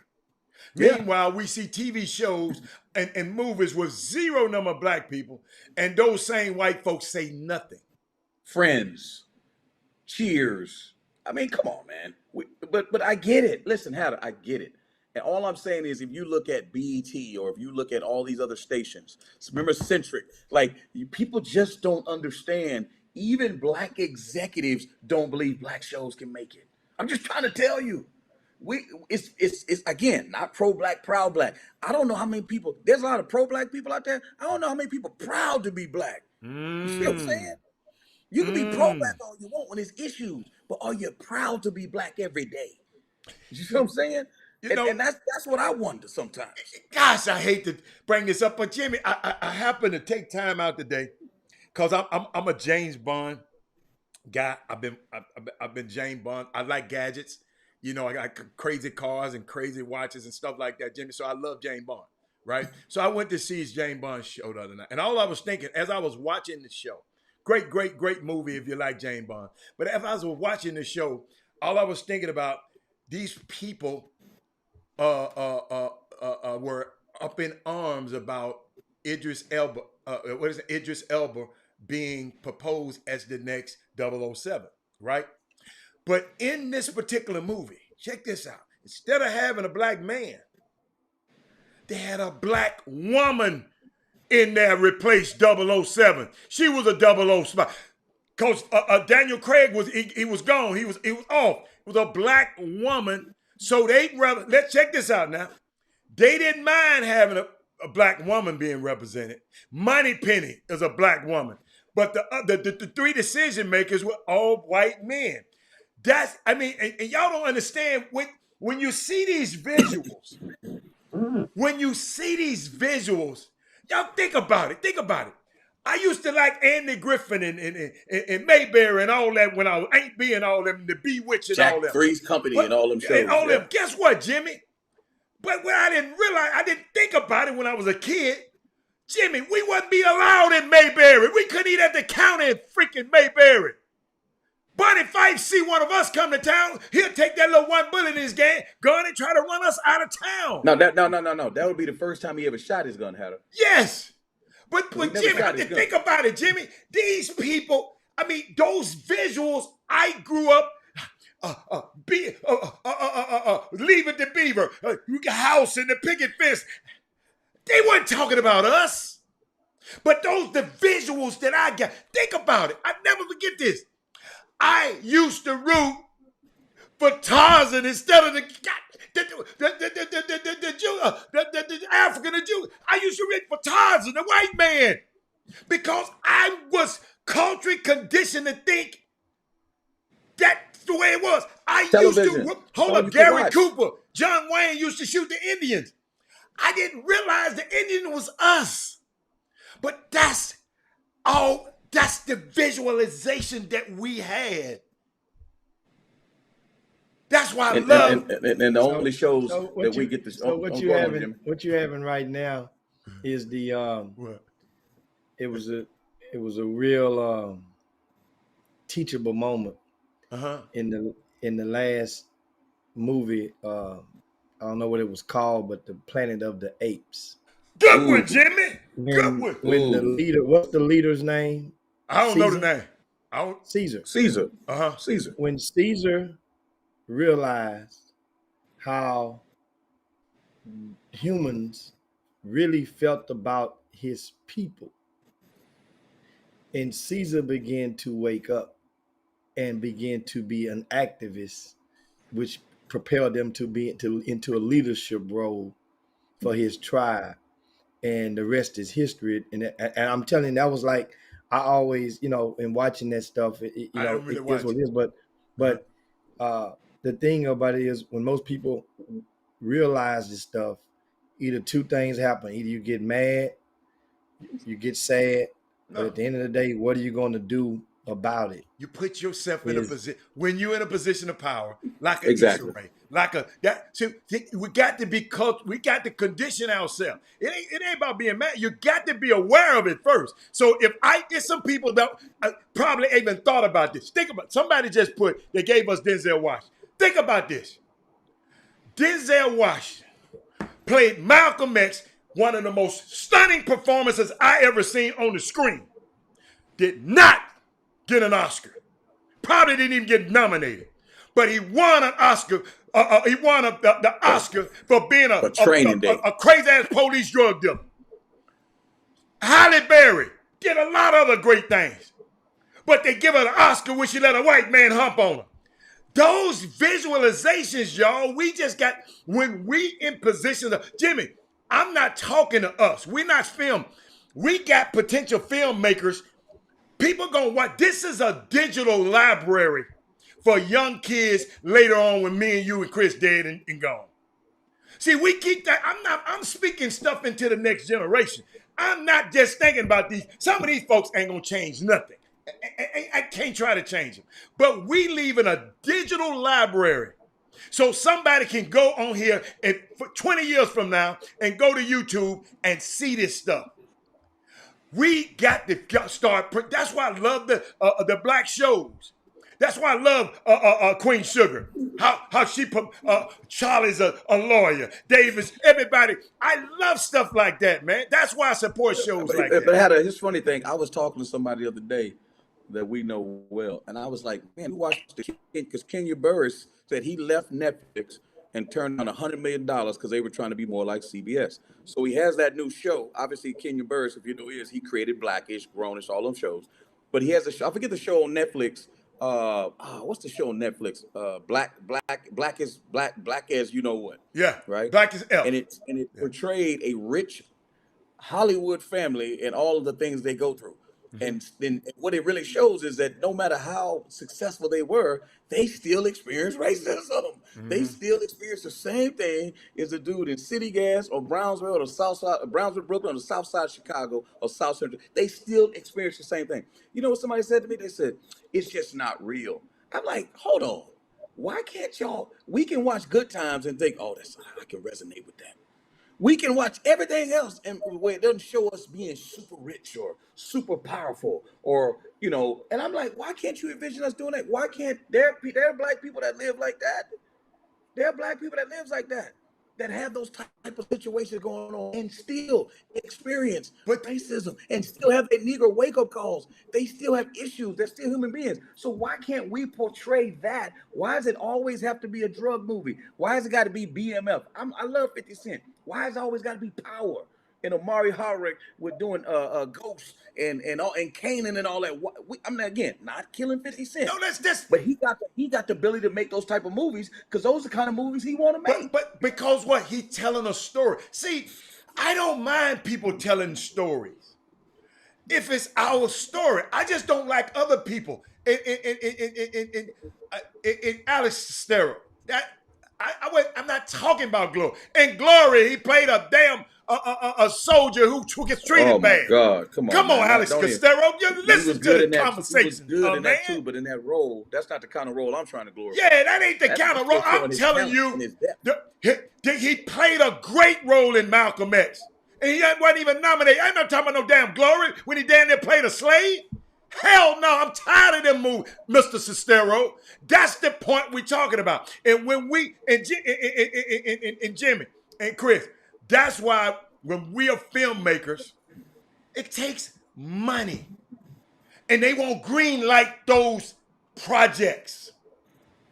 Y'all need to follow the story. Don't be coming on with your I'm not talking about what movie he was in. I'm just talking about the movie. See, we need to quit worried about being recognized by that social structure. We need to quit. Don't get mad if the Oscars go white. You notice we don't even talk about that more. The image so white. We create the Source Awards. We create the Hip Hop Awards. We create your own stuff. Create your own stuff. Don't worry about man. That's the point. I was using a parallel. I wasn't talking about no damn Glory. I didn't like Glory. Hell no. I thought it was a very demeaning ass movie. Alex Costello, it might have been good to you, but it wasn't good to me. Cause my people Man, was listen, getting, I know a my lot people of was people getting like being Django. bad in that, I tore know, up in that I know a damn lot movie. of people like Django. I was not one of them. Okay, I didn't like Django. You can say I what you just want like about Jamie artistic. Foxx, but I don't like Django. I did not like Django, man. I'm sorry. We got, man, all I'm saying, when we in a position of power, young filmmakers, young people with money, people with money, like people had to help. What was his name? Spike Lee. Spike Lee had to get other funding to make that movie. That's right. Bill Cosby, all them people had, because the studio said, we don't want you to do no picture about Malcolm X. We don't really want y'all to know how great this man was. That's the point I'm trying to make.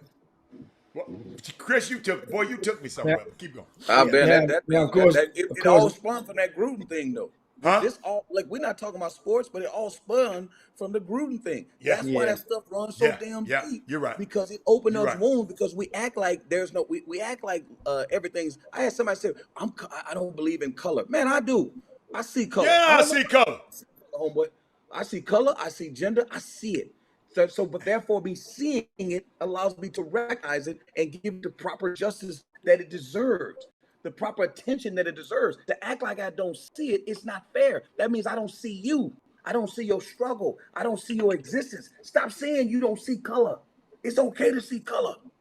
Chris, I'm glad you said this. Watch this, Chris. I'm glad you said that, Chris. I found it right quick. Check this out. I don't see color is one of the most dangerous things you can say. 70% of people say they don't see race, and that being colorblind actually makes society better. After all, we live in a post-racial America where it's all rainbows and butterflies, and racial preference and prejudice don't exist, right? No. The reality is we do experience the world differently based on the color of our skin. And just because you don't claim to see race doesn't mean racism is suddenly going to disappear. This isn't a game of peekaboo. By ignoring race, you're both dismissing racial issues in America and trivializing this nation's history of using race as a means to leverage power. It's something my character Davia from our show Good Trouble learns the hard way. I'm sorry, but I don't know how to teach kids who don't want to be taught. You mean black kids? No, in my classroom, I don't see color. I'm colorblind. Yeah, well, that's your problem. It is a problem. I had to play that, Chris, because I had to play. It's longer than that, Chris, but we got to take a quick break. We got to, because I want to tell people about this grind machine, because there's some young people out here getting better already, and I'm going to play these couple of commercials, and we'll be right back in a second. How are you going to be on the stage? How are you going to get from off the bench to on the floor? If you love basketball, you got to be passionate about what you do. You can't just play just to play. If you really want it, you'll need to make sacrifices. You'll face doubt. You will fail. Whether or not you succeed, that choice.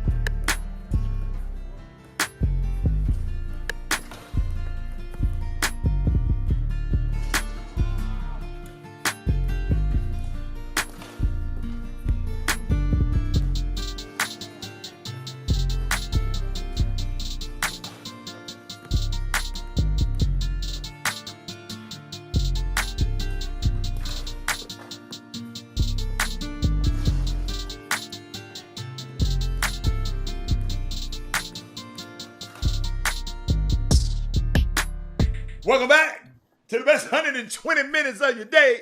We got C. Walt, the cowboy lover in the house. Jimmy, Jimmy, can we take this? I'm tired of this stuff being behind us, man. Can we take that mess down behind us? No, you can't. No, you cannot. No, that's not. Okay. That's the deal. And they play New England next week. Oh yeah, that's another win. Straight beat down. Another win. Hey, listen. You don't think Tom Brady mattered now? Look at Bill Belichick. Look at Popovich. Look at Popovich with the Spurs. Oh, greatest coach ever. Oh, really? Where the players at now? How good are you now, player? I'm just saying, when people talking about these coaches and giving them all this love, Nick Saban is good, but you real good when you got the best players. Look at Calipari. All of a sudden, you ain't got the best dudes no more, getting that head beat in. Who really are the better coaches? Because all I know is there's guys that have good players, and good players make good coaches. I'm sorry. A wise coach once told me, I'm a lot better coach and I got better players. I'm a lot better coach and I got better players. That's all I got to say. And Mike McCarthy, he might be I don't want to use what I want to say, but I don't know how smart he is, but he got some good players. He's smart enough to stay out of the way. How about that? That's being smart too. Stay out of the way. Y'all have got some good players on defense. Let me tell you something. I don't want to talk about them. Chris, Jimmy, what we got to talk about? I'm not finna sit up here and talk about that. I want to talk about TSU. Yeah. Of course, I mean, it was a great day in the SWAC for Texas Southern University. Put together another win on Saturday, upset the Southern Jaguars.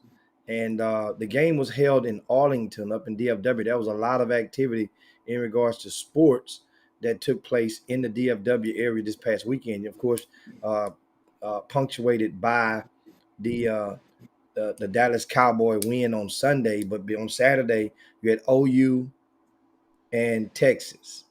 Texas fumbled, an opportunity to close out a win over a top 10 team in the country and end up losing during the closing moments. You also had we mentioned the TSU and Southern. You had a national NHRA thing right there in Ennis. Somebody told me they were driving and they saw on the way back from Dallas yesterday, they had one of the National Hot Rod Association Nationals there over in the track on the right side was going down. So, but anyway, great win for TSU. Picked up 2 wins in a row. Does this save the job of Clarence McKinney? That's the question. And I think that Clarence McKinney, remember now, this TSU team, everybody when they're losing will say we're young.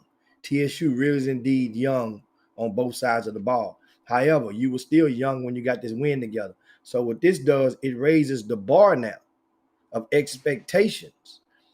The winning, think about it, you went 2 weeks at TSU practicing and now the kids have experienced a winning way, not an atmosphere or culture, but a winning way.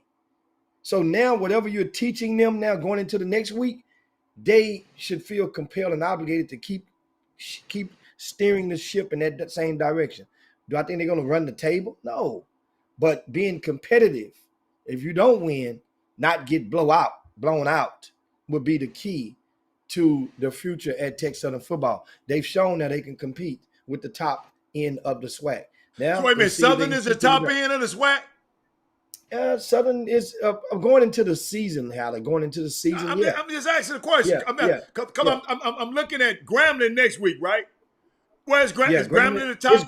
It's Grambling's homecoming.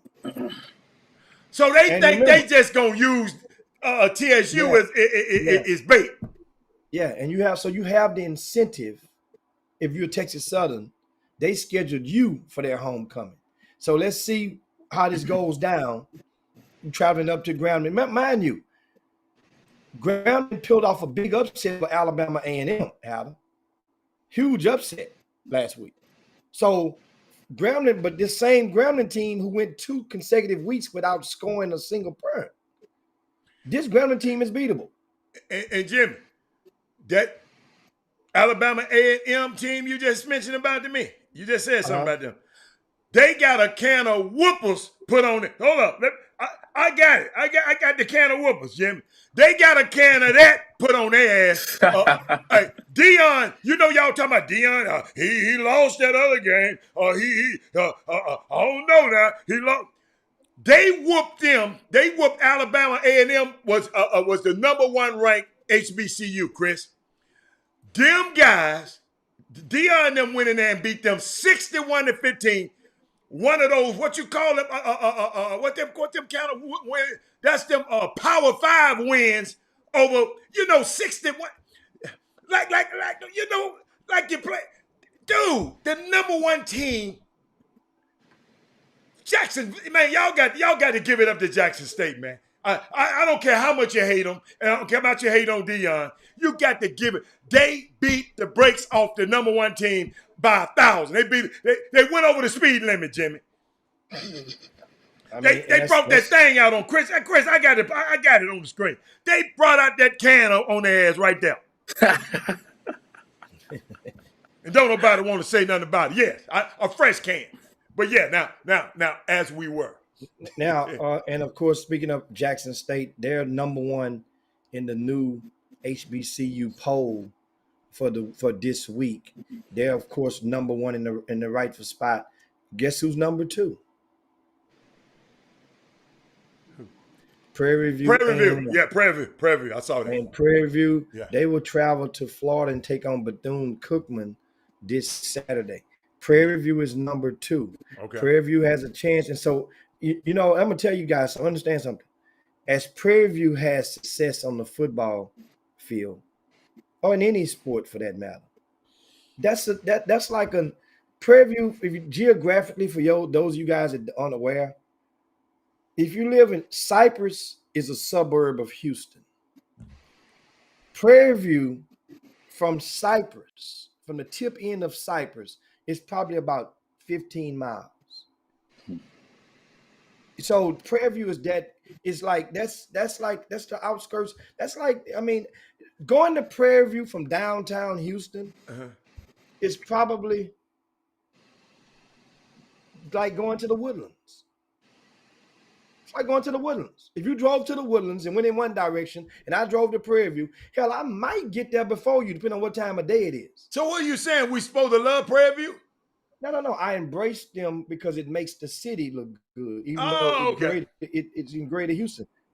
Embrace them. Well, and also I embrace Jackson State more because it's close. Because it's close to Memphis. Jackson State is a bigger scope. No. Yeah, and you talking it's about close to my hometown. Yes. Yeah. That's why I embrace it. So in this sense, I embrace Prairie View more because one of our viewers from the Chop Shop, one of our longtime supporters, Rick Godfrey. Rick Godfrey is the actual voice of Prairie View A&M football. Just like Chatterbox, when you guys see Larry Hale's name on the Boom Boom Room, he's the voice of Texas Southern football and basketball and women's basketball and volleyball. So Chatterbox is the voice of all of their sports primarily. Rick Godfrey just started this year. So it kind of makes you feel good because the more success they have, people has to pay attention to you.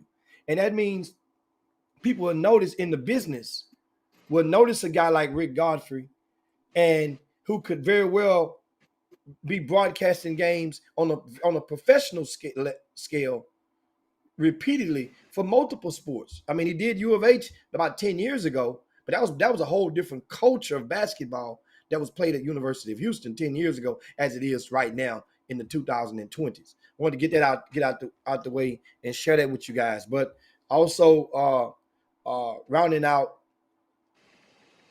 Alcorn is number 5. Alcorn, Jimmy, because Freight might be on there. Alcorn. All the corn. He is. Yeah. And in case you guys didn't know about the SWAC, I wanted to add something. Remember, they picked up Florida A&M and Bethune-Cookman that will start playing. They picked those schools up in the conference. Yeah. So, and then they readjusted the SWAC is basically 12 teams. Okay. And they have an East and a West. And in football, the champion of the East will play the champion of the West in the SWAC championships, which is held in Atlanta. Okay. Right? Mm-hmm. So, I don't know if either Birmingham or Atlanta. I don't know where it's going to be held this year. One of you guys can clarify that. Well, the East schools are Jackson State, Alabama State, Alabama A&M, Mississippi Valley, and the 2 schools they picked up, Florida A&M and Bethune-Cookman. So that's the East. I got the West. I got the West. What you got? Prairie View 3-0. Excuse me. Alcorn 2-0. Alcorn. The mighty TSU 1-1, baby. Southern 1-1 and Grambling 1-2. Man, we're gonna whoop the hell out of Grambling next week. Hold on. First was Prairie View. Yeah. Second is Alcorn. Alcorn. Hold on. What did they have listed third? It's a tie, but which one is listed first? TSU first. Okay. Because they beat them clowns. I just want to make sure because they tied in third with Southern. I just want to make sure they don't have Southern listed above them by default. I want to make note of that. Then of course Grambling is 1-2. And Arkansas Pine Bluff, who was one of the favorites to win that conference, that division, they're 0-3. So once again, TSU is 1-1. Yeah. They're playing Grambling, which is 1-2 this weekend. And if Texas Southern wins this game, right? When Texas Southern wins this game, 2-1. 2-1. They control their own destiny. Don't they play them other two teams? Well, PV done already beat the brakes off. You got the tiebreaker. Okay, they didn't beat the brakes off already. Okay, but that's okay. And so Prairie, and as it stands, let me tell you something. Well, Villanova. Nice. If Prairie View plays Jackson State for the championship, not our time of season yet. That'd be a nice game. Jackson State. Hey, y'all can love. I like Prairie View, but that stuff that Dion doing down there, man, Jimmy, 61-15. Jimmy, you don't get them scores, but at the beginning, them supposed to beat them all. And Jimmy, hold up. That was Alabama A&M. Chris, listen to this, Chris. That was Alabama A&M's homecoming.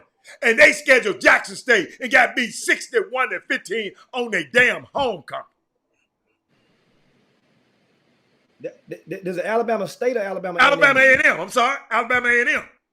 With the Akil, Jimmy, you remember I told you they got the quarterback that's in NFL prospect. So all the scouts was in the building. Oh, you know who went to Alabama A&M? Who? What's our guy that used to be the high school basketball coach? That also starred on one of the reality shows. Oh, Rasheed, right? Rasheed. He was Rasheed down there. Floyd. He was down there and saw that ass Floyd went to Alabama. Yeah. A&M. Yeah. They out there partying, probably shaking. They partying they was partying. And get your ass whooped in the process. Yes, sir. Yeah. Yes, sir. But Jimmy, y'all can say what you want about TSU. Have TSU ever invited somebody down here on their homecoming and got beat by 1,000? You stupid, man. I'm just asking for a friend. Y'all can say what you want. Hey, I like TSU. Hey, Chris. Ben Jim ain't told y'all, but we was invited to one of them secret society parties. We was invited to a party everybody wasn't invited to. TSU president welcoming the TSU president. Oh, she is unbelievable. Talk plenty of stuff, Jim. I had to walk off. She didn't talk stuff. She talked shit. To you and her. Both of y'all talk shit. And then I'm going to tell a woman, you better Google me. And walk off from the president. He ain't say bye nothing. He ain't say Chris Walker. I dropped the mic and walked out on her. Hold up. No, she was talking about she going to play a golf against me. And the last dude she played against golf, he lost $1 million. I said, what you going to put up? I said, what you gonna put up? She talking about, I ain't put up. I said, well, I tell you what. I said, let me tell you something. Before you try to play against me, you better Google me and walked out and got in the car. Hey, Jimmy, walked out and got in the car and drove off on him. Y'all remember the Jeffersons? We talking about TV shows. Remember the Jeffersons, Chris? Yeah. The George Jefferson, Sherman Henry. That's how you walked out. That's the walk that Haller had. That's the walk Haller had. And so, I want to remind you guys, of course. Jimmy, they messing with you on here. What they say? Little Junior said, what place is Northern American University? Hey, they on the schedule. Hey, we don't pick them. All I know is Texas Southern University scored over 100 points in consecutive weeks. combined. Now, Hey, man. how many schools around the country have done that? Man, This stop that, man. They did what, Jimmy? What? They did what? We've scored over 100 points or 104 points in 2 weeks. Hey, And TSU. both of them will win. Both of them will win. Hey, Well, you C-Ball, find anything to cheer about. deep But I down got one inside, question you've for you. already confessed. You wish you could have had the HBCU experience. You already confessed to that. We Yeah. know Who said that. that? Guess what? So guess what? Listen. You can still sing it to me. Look. See, I'm so glad I go to MSU. T-Ball, you would have loved just to walk down the middle of the yard. V for Villanova. That's the corniest crap in the world, y'all. Hey, Jimmy, I'm at the Villanova game when they won the championship. And them folks up there saying, here go Chris. He up in there, V for Villanova. I said, man, don't be doing that stuff Dude, around that's me. why I went to school, man. What you want? I know, but that's just weak. V for Villanova. And guess what? And tell them where you were again. Make sure you bring that point back again in San Antonio. You was at the what? National championship game. That's where you were. The Yes, national Chris hooked me championship. up, y'all. Chris Walker had me prime time seated. Yes, he did. At the national Championship game. which I you saw won, that okay? game. Exactly. And Jimmy, hey Chris, what about that free stuff we got after the game when we was walking out? Oh yeah. That barbecue sauce. Yes, sir. I just ran out. I got so much of it, but I forgot the name of it. Man, But y'all what something else we got, Jimmy, before we get out of here, man? Y'all crazy. I want you to guys check. Am I reading this properly? What happened? Thaddeus Moody, is the Astros and the Chicago game postponed today? Now he's messing with you, Jimmy. Jimmy, No, read the whole no. thing. No, I'm not reading it. I'm reading from a report from the AP. I'm just can't. Oh, Is he it- is the said weather something. that- Dad, what you Is the say? weather bad? Hold up. Southwest Airlines. They canceled all the flights. Can't nobody get to the games. That ain't got nothing to do with the. That ain't got nothing to do game. with They the game. already in Chicago. What did he say? It's rained out. It's postponed. Oh, it's rained out. Oh, they ain't got no stadium. So So the game is postponed today. Oh, Chicago, man. And I was getting ready to head right downtown to one of my spots and watch the game, which is going to be a 2:30 first pitch today. Game 4, the Astros and the Chicago White Sox. So that I was game getting is ready to postponed. text Mindy after y'all lost tonight. That's what I was about to do. Hey, one thing about it, Astros, of course, since we talked last, they went up 2-0 and lost the game, the chance to sweep the White Sox last night, despite being ahead 5-1. A chance to in the do middle what? of it. They had a chance to sweep them last night. Chris Astros Walker. was up 5. Chris Walker, I got something for you. What's that? Why y'all doing this here at the games, Jimmy? This for Jimmy here.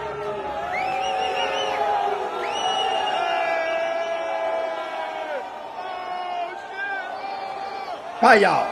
Why y'all do that? I can't believe you talking about Bye, by y'all. You wrong for Bye, this, y'all. Jimmy. Remember, hey. Man, why y'all doing that at the game? Hold on, Coach. This is what the guy said to him, Chris. This is what the guy said to him while he got hit. Watch this. It is what it is.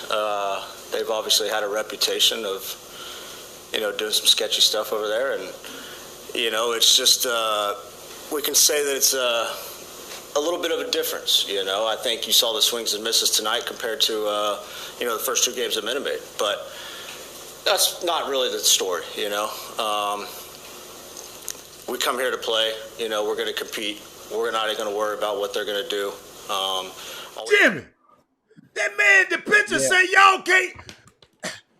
But hold up, Jimmy. Y'all. He said they still cheat. No, that's what he said, right. they That's still Ryan Tepper, and that's Ryan Tepper. He's a pitcher for the White Sox. Let me tell you something.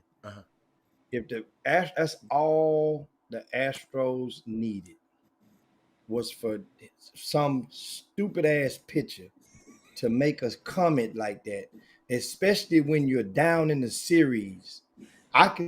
Maybe when the series is over with, if you come back and win this, but that's the wrong time and the wrong place for you to make such an asinine ass comment like that. So Dusty Baker even responded. What Dusty say, Jim? To him. What Dusty say? Dusty probably put a toothpick in his mouth and put it back in the corner. And Dusty said, which he brought up a very good point. He said, Dusty, I'm paraphrasing. Dusty says, those are some strong ass, heavy ass comments, right? He say, old school folk use the word heavy. That's heavy. That's some heavy. He say, but when you think about it, he say, right now the Astros are averaging about the same in runs, right? Both places. Same like OPS, yeah, right? Than they were in the regular season. And if you looked even back then during the trash can gate in 2019, the Astros were better on the road as well that year, if I'm not mistaken. No, mind you. And so Dusty is bringing up. Dusty was like, we're actually better on the road. Now, maybe Chicago White Sox is better at home. You need to think about that. Maybe y'all better at home. And so that was the thing. So the bats, now, mind you, the Astros was up 5-1. Bats look pretty damn good, up 5-1 to me. Just that your bats woke up in Chicago and you start cracking. You jerked out 2 home runs in that pivotal inning that busted the game open. But Jimmy, you won the game. You was texting me. You was texting, talking smack when they was up 5-1, talking about the Atlanta, the White Braves, Atlanta, whatever you was calling about the Atlanta Braves. Talking about bring on the Atlanta Braves. Jimmy, you and them dudes got their head peeled. Soon as you text. No. Yeah. My text message simply says, and it has nothing about a sweep. It had nothing about a sweep. My text message said to you, I said the White Atlanta, which is Boston, they were winning, which they ended up winning the game last night in extra innings, in 13 innings. But the Astros, we need Boston to win. Because if Boston wins, got home field advantage. Why you want home field advantage? So you can do what? Because it's 7 games when you get to the next round. So you can use the trash game? The trash cans at home? No, because Boston's another one of those teams. Tampa Bay wasn't one of those teams that got into the limelight. We want to line up all of those teams, right, that was sitting there accusing, that was pointing their finger and act like they never cheated before. Boston was one of them. Boston was definitely one of them. They cheating asses. So we need Boston. We want Boston. I thought all of them was cheap. I thought why you messing with Astro? Exactly. And so now this nut get up on that Ryan Tepera and sit there and want to you want to step on that ant bed. Jimmy, he went to Blinn. Let me tell you something. Jimmy, he went to Blinn Junior College, Jim. Ryan did. Yeah. He probably builds the Astros ain't draft his ass. That's what it is. That's what it is. Say, man. Alex Bergman. Alex Bergman. Hey, somebody mentioned on the feed. What happened to Deontay Wilder, man? What happened, Chris? Did you see it? I didn't see it. What is it? I watched the fight. I didn't see the fight. I watched it, man. I watched it. Chris, did you watch it? I did not watch the fight. Some of the highlights. He knocked Fury out twice, didn't he? Yes, man. He knocked him down. No, he knocked him down. He knocked him down, yeah. Yeah, he knocked him out. That was really a good ass fight. Why was it good? Because I keep hearing people say it was good. Because normally heavyweights don't hit the ground combined 4+ times, and the fight go double-digit rounds. You know what I'm saying? That you don't normally see that in today's era. These dudes both, of course, was winded, and I couldn't hear the fight, but we saw the fight. So we was fellowshipping over at Faces. They had to fight for free, y'all. You can't beat that. Had to fight for free. So we was fellowshipping there and getting it in and I heard y'all over there. Hey Jimmy, I was at Faces yesterday, Jimmy. Guess who I saw at Faces? Who that? Tanya Billingsley and her husband. Really? Yeah. Yeah, okay, I hung out. I was in 3rd Ward yesterday. I was giving back to the community. That's rare. yesterday. That's rare for you. I'm glad you were there because that's rare for you being around your. Oh man, come on, man. Come on, man. I used to go there all the time pre-pandemic. Yeah, about 5 years ago. Huh? That's rare for you because usually over there in Katy somewhere. You know how you do it. You don't like. It's nice out there. It's nice out there too. I just want to know what happened in the fight, man, because everybody talking about it was a great fight. It was a great fight. Man, that dude knocked him out, man. People were talking about Tyson Fury's body. I'm like, man, he's a heavyweight, man. He ain't got to look like a Greek Adonis. No. It's all he got to do is have thunder and lightning. That's what it comes down to. And he got to have a ticker. He got to have a ticker. And man, I don't care what Deontay Wilder looked like. First of all, Deontay Wilder cannot fight, right? Oh, he can't? He has a right. He cannot fight. He's a sucker. And he just punched himself out. And people talk about how was he so dead after the fourth round. I don't know what he was doing the night before. You tell me, because they talk about fighters. Sugar Ray, what he used to say back in the day, you gotta stay away from the ladies. I don't know what that dude. He was exhausted. I could have beat him after the fourth round. That's how tired that dude was. How are you that tired after the fourth round? I mean, this dude had nothing after 4 rounds. You're a heavyweight. Come on, bro. Jimmy, I got to talk to you. I got to talk because you always love these black quarterbacks. I got to talk to you. Geno Smith came off the bench and was balling the other night, and then ESPN trashed him. What they trash him about? And somebody wrote the hell with ESPN for trashing Geno Smith as his teammates praise his phenomenal performance, long marred by media backups picks by Seattle, but gets slapped down by the worldwide leader. They just talked about Jimmy. He balled his butt off. Even the interception, they talked about he threw an interception to lose the game. His receiver fell down. That's why they got interception. They slamming ESPN for talking about Geno. But that's the example, Chris. I was trying to explain to Jimmy the other day. Jimmy, when we keep having guys like Geno, I forgot Geno was still in the league. But we keep having guys like him and several guys like him, 15 guys like him on the payroll, being the backup quarterback, then I'm all right. See, y'all worry about the starting quarterback. We're going to have the Super Bowl guys, but I want the marginal guys to be able to collect them checks just like these other guys been the Chase Daniels checks. That's all I wanted to say. But Jimmy, it's 2:14. What else we got? Yeah, man, I'm gonna be in H-Town. I'm gonna leave 08. I'm gonna see y'all at H-Town this week, man. I'm gonna come down there. Oh, you ain't gonna never I'm tell gonna us. come down, leave the city of Angels. I'm gonna go see them Dodgers tonight. That's gonna be the World Series champions. I'm gonna go see them Dodgers because they're gonna take care of the Astros in the World Series. I'm gonna go hang out with them. I like you, Chris. I like you. Of course, the Dodger game is 8:30 Central Time. First pitch, which is 6:30 on the West Coast, and also you have a trio of games today. One is in progress right now, and that is Milwaukee at Atlanta. That series has shifts back to Atlanta after being tied 1-1. So at ATL, they're going. That game is on TBS. Then of course at 6:00 today, you have Tampa Bay at Boston. They're back at it again, even after going 13 innings last night. They will play at 6 p.m. on the Fox Sports Network at 6:00. And then the last game, the Dodgers hosting the Giants, well, as I said before, will be a 8:30 first pitch, 8:37 precisely. That's back on the TBS network. You got Alex Wood on the mound for the Giants against Max Scherzer for the Dodgers, and we'll see how that works out for both of those cases. To be such baseball people, I ain't heard y'all ever mention the Milwaukee Brewers not one time. All season, y'all haven't mentioned the Milwaukee Brewers.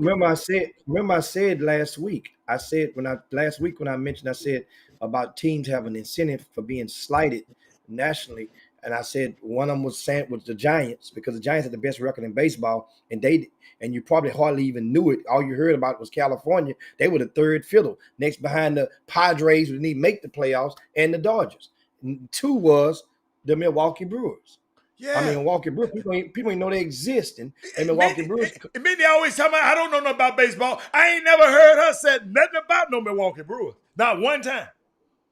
Chris, why she about to get me, Jimmy? She about to get me, Chris.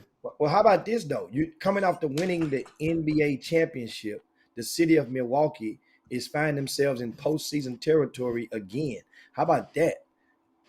You know, it's a winning culture in Milwaukee. Yeah. Right now. Now how far is Milwaukee from Green Bay? Right down the street. Right down the street. So that now, and Green Bay Packers are in first place, 4-1. So it's a winning culture. They trying to hit the trifecta, Chris, and that is the Milwaukee Brewers. That is in action. But you know what's funny about you talking about media? You talking about media? Remember Aaron Rodgers had that game? They were terrible the first game. Who talking about that now? Nobody. He told y'all to relax. He said, man, I'm going to be better than that, man. I'm good. The kicker missed 3 field goals yesterday. I'm just telling you, man. Missed and 3 field. And he had hit 27 in a row. Hold up, Jimmy. I can't get off this show without talking about terrific Tom. Tom Brady. Y'all see what my boy did yesterday? No. You can shake your head all you want. You see what Mike Evans did yesterday?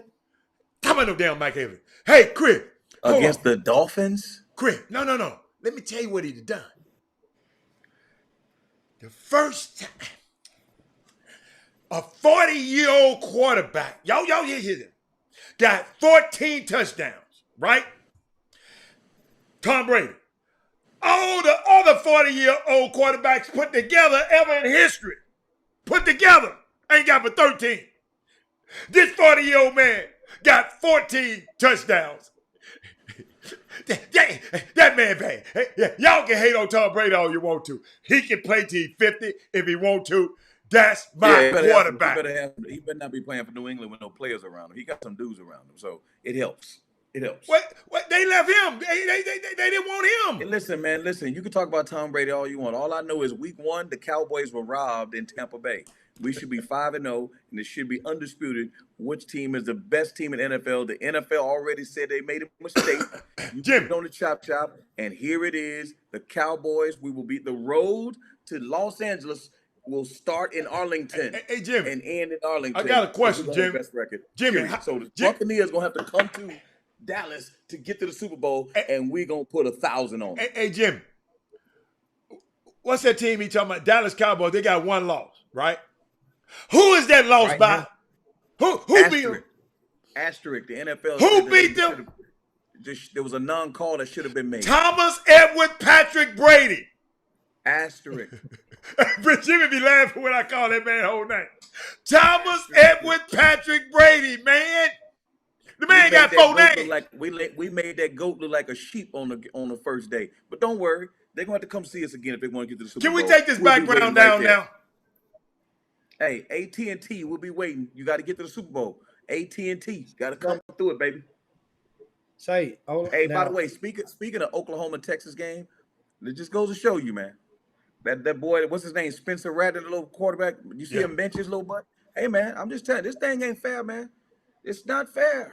Why it's not fair? I'm like, it ain't. Sometimes it ain't fun. It is what it is. It ain't fun when the rabbit got the gun. Gotta go. Hey, Jimmy, guess who's on the feed, Jimmy? Jimmy, you ain't gonna believe who's on the feed right now. Who that? Pam Hale from Memphis.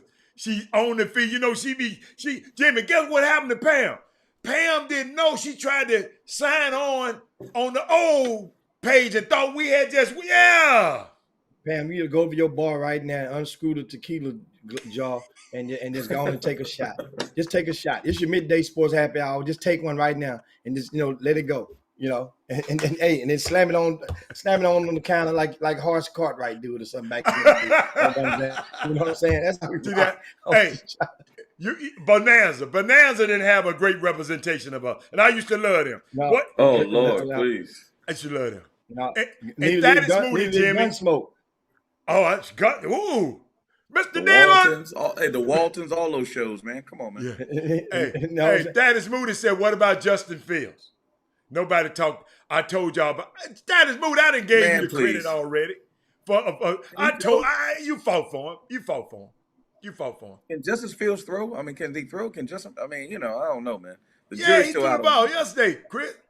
The jury out on him, man. I don't know about Justin Fields. Yeah, but he got a W over a valuable, credible opponent. Man, them dudes, them brothers say they wasn't playing for that dude yesterday, man. Them brothers wasn't going out there playing for that dude. Is they gonna play for him next week? I don't know. We'll see. We'll see. Y'all leave. They weren't playing for him yesterday, and that was a home game. That man said Belichick defense had that boy shook. Oh my God. I gotta run, Hey, fellas. it's time to get off the show. Anyway, Man. it's time, guys. Hey, Jimmy, you're right. They've been drinking that whiskey. They drank that all You now. got to get a sip. Want to give a shout out to Coach V. Did a super job at his uncommon basketball camp yesterday over out in the Katy Open Sports Complex. And I'm gonna tell you guys, I went out there, and that's not my first time going to a Coach V camp. He used to be a college coach, Chris, over at about 3 or 4 different colleges. Latest one, I think, was Our Lady of the Lake. But he was also the D1 level as an assistant as well. So he started running camps going around Texas, but it's not your normal type of camp. He only takes 48 players at stop. And the way that he runs it is really, really cool and unique, because at the end of the day, like, you have people on teams as they go. Let's say if your team plays against Chris's team and you're in the elimination phase, then your team may lose, but he's going to automatically call out 2 or 3 numbers from your team that have been faring well. Y'all 3 stay, have a seat. Everybody else, y'all can go home. And at the end of the day, he'll patch that team up with 3 other guys that may have lost, or 2 other guys, and make another team, and it keep going to it. Eventually, you have all of the better performing kids will get mixed up on other team. He has a system that's pretty cool, and he also gives so much passion and directives with college situations. That's the key. College situations. Mm-hmm. That means you have to indirectly insert the terminology that some of these players are required, right? It's some form of facet to know when they get on the college campus. And it was just off the charts, man. It really was. It was cool. I mean, the kids were balling. They were getting out there talking good smack, keeping it above the belt. Your little homeboy was there, had a Jalen Johnson from Summer Creek. What Jalen do to them people? He made it to the final 9. I think he looked like he's kind of injured a little bit, but he still was playing. I didn't ask, but it looked like he was favoring one of his legs. They hurt him in that. They hurt him in your. He got hurt out there. I'm telling you, I was I'm paying attention. I'm like, I remember. But he still wasn't no excuse. He was doing his thing. A lot of those guys, were doing their thing. Chris, I want you to take a look at that kid for me. I will. He didn't get hurt. He didn't get hurt like Daniel Jones got hurt yesterday in that Cowboy game, did he? No. Oh, man. my bad. Sorry about that. I was just curious. All like y'all cheating and stepping like stepping on Barkley's foot.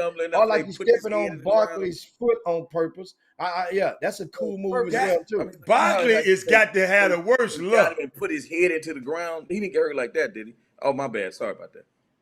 Yeah. He stepped on the dude's foot, man. Well, that's how we do it in Dallas. I want to give another piece of credit to the little young fella, Jalen Johnson. You know why? He coaches the Junebug team. Because here's the thing. A lot of guys see the evaluations of players with me goes beyond the game. It's things that you can do off the court that can make a person understand why they need to take a chance on investing a scholarship into you. So that means he could have been anywhere in the world on a Saturday. Mm-hmm. He woke up and went over to Atascocita High School to the freshman fall championships and volunteered as the bench coach for the freshman team of Summer Creek High School. Mm. They won 5 straight games to win the championship. And I'm sitting behind the bench somewhat, and I was evaluating, watching how he interact. Those freshmen were like really seriously asking him like what to do, what I do. So that means he was in a leadership role. So that means you're looking for when you can identify a young black leader of young boys, that means you can very well become a young black leader of men. So he has it. Mm-hmm. Now, how he applies it and continue to applies it, that dictates and will play a part in his role in society. That is a job well done for this young man. Yeah. You know what I mean? Seriously. Yeah. So you understand, it's beyond basketball. So here's what that means.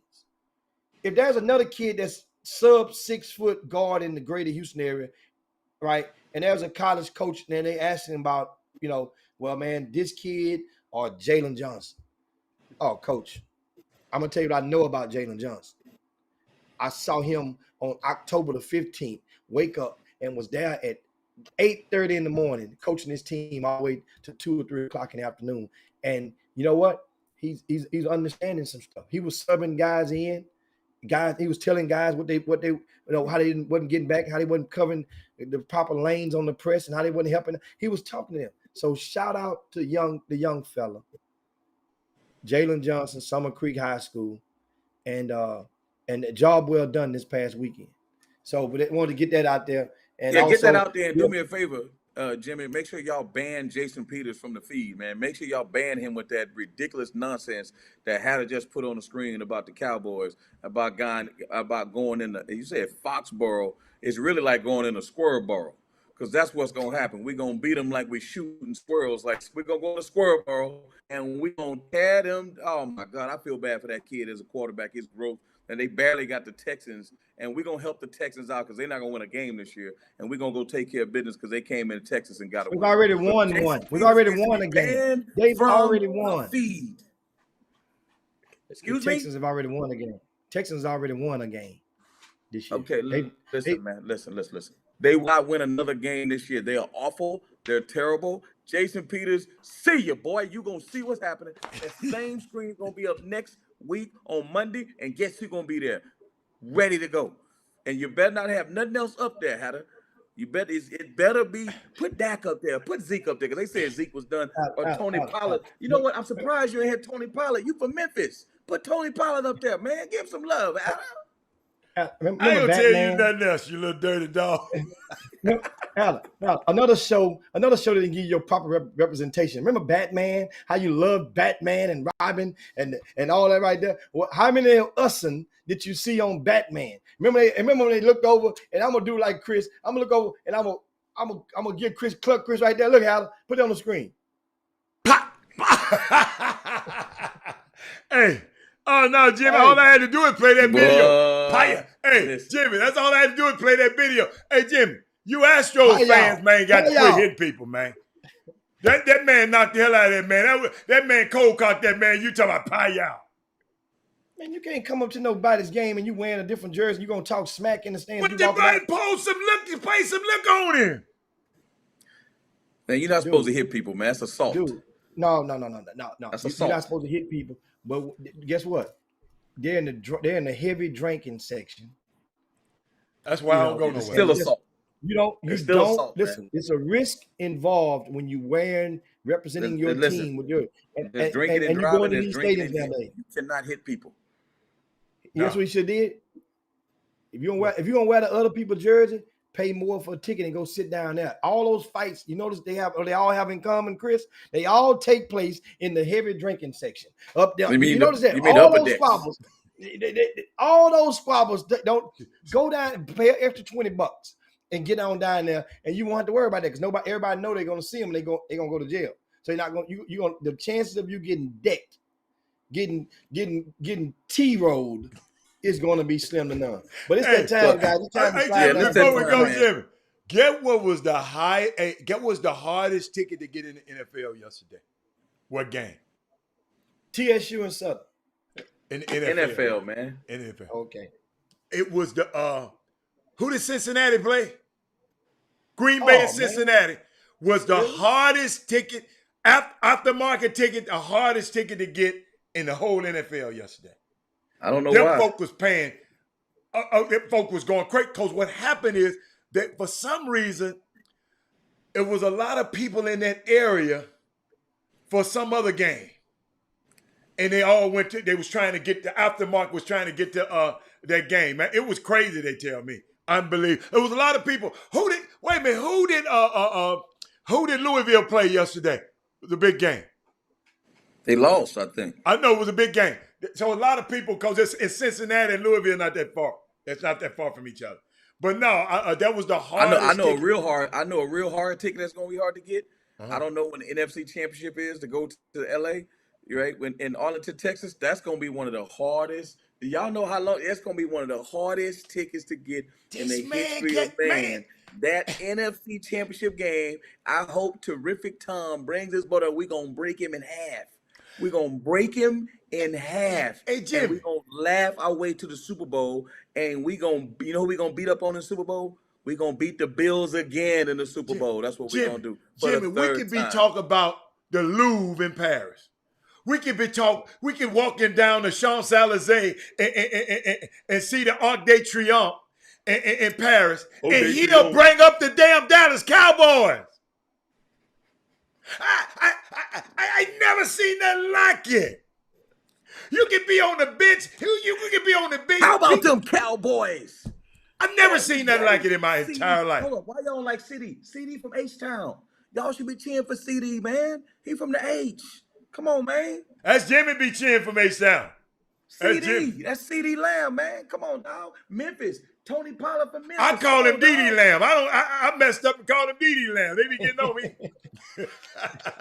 Man, that's it, guys. Hey, it's time Get to out of here, slide man. Dino's back and Yabba Dabba do this thing. Make sure, guys, we forgot to ask you. We need you to do something before you go. And that is, we need you to share the show on your way out the door of the Chop Shop. We can't do this stuff without you. Now it's time for you guys to do your part. Share the show on your way out the door. Understand something.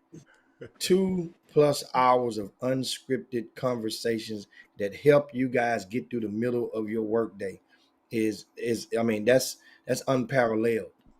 You know, so all we can ask you to do is to help us strengthen our digital footprint, and by sharing the show, you give us a thumbs up if you're on the YouTube right now, but you also hit the share button on YouTube and share it on your platforms if you would be so kind to do so.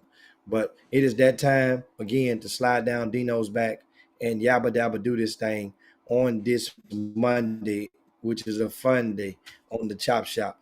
And we'll see you guys in 22 hours. Chris Walker. Bye, Cowboy Monday. We'll see y'all later. We'll see what's gonna be called next Monday.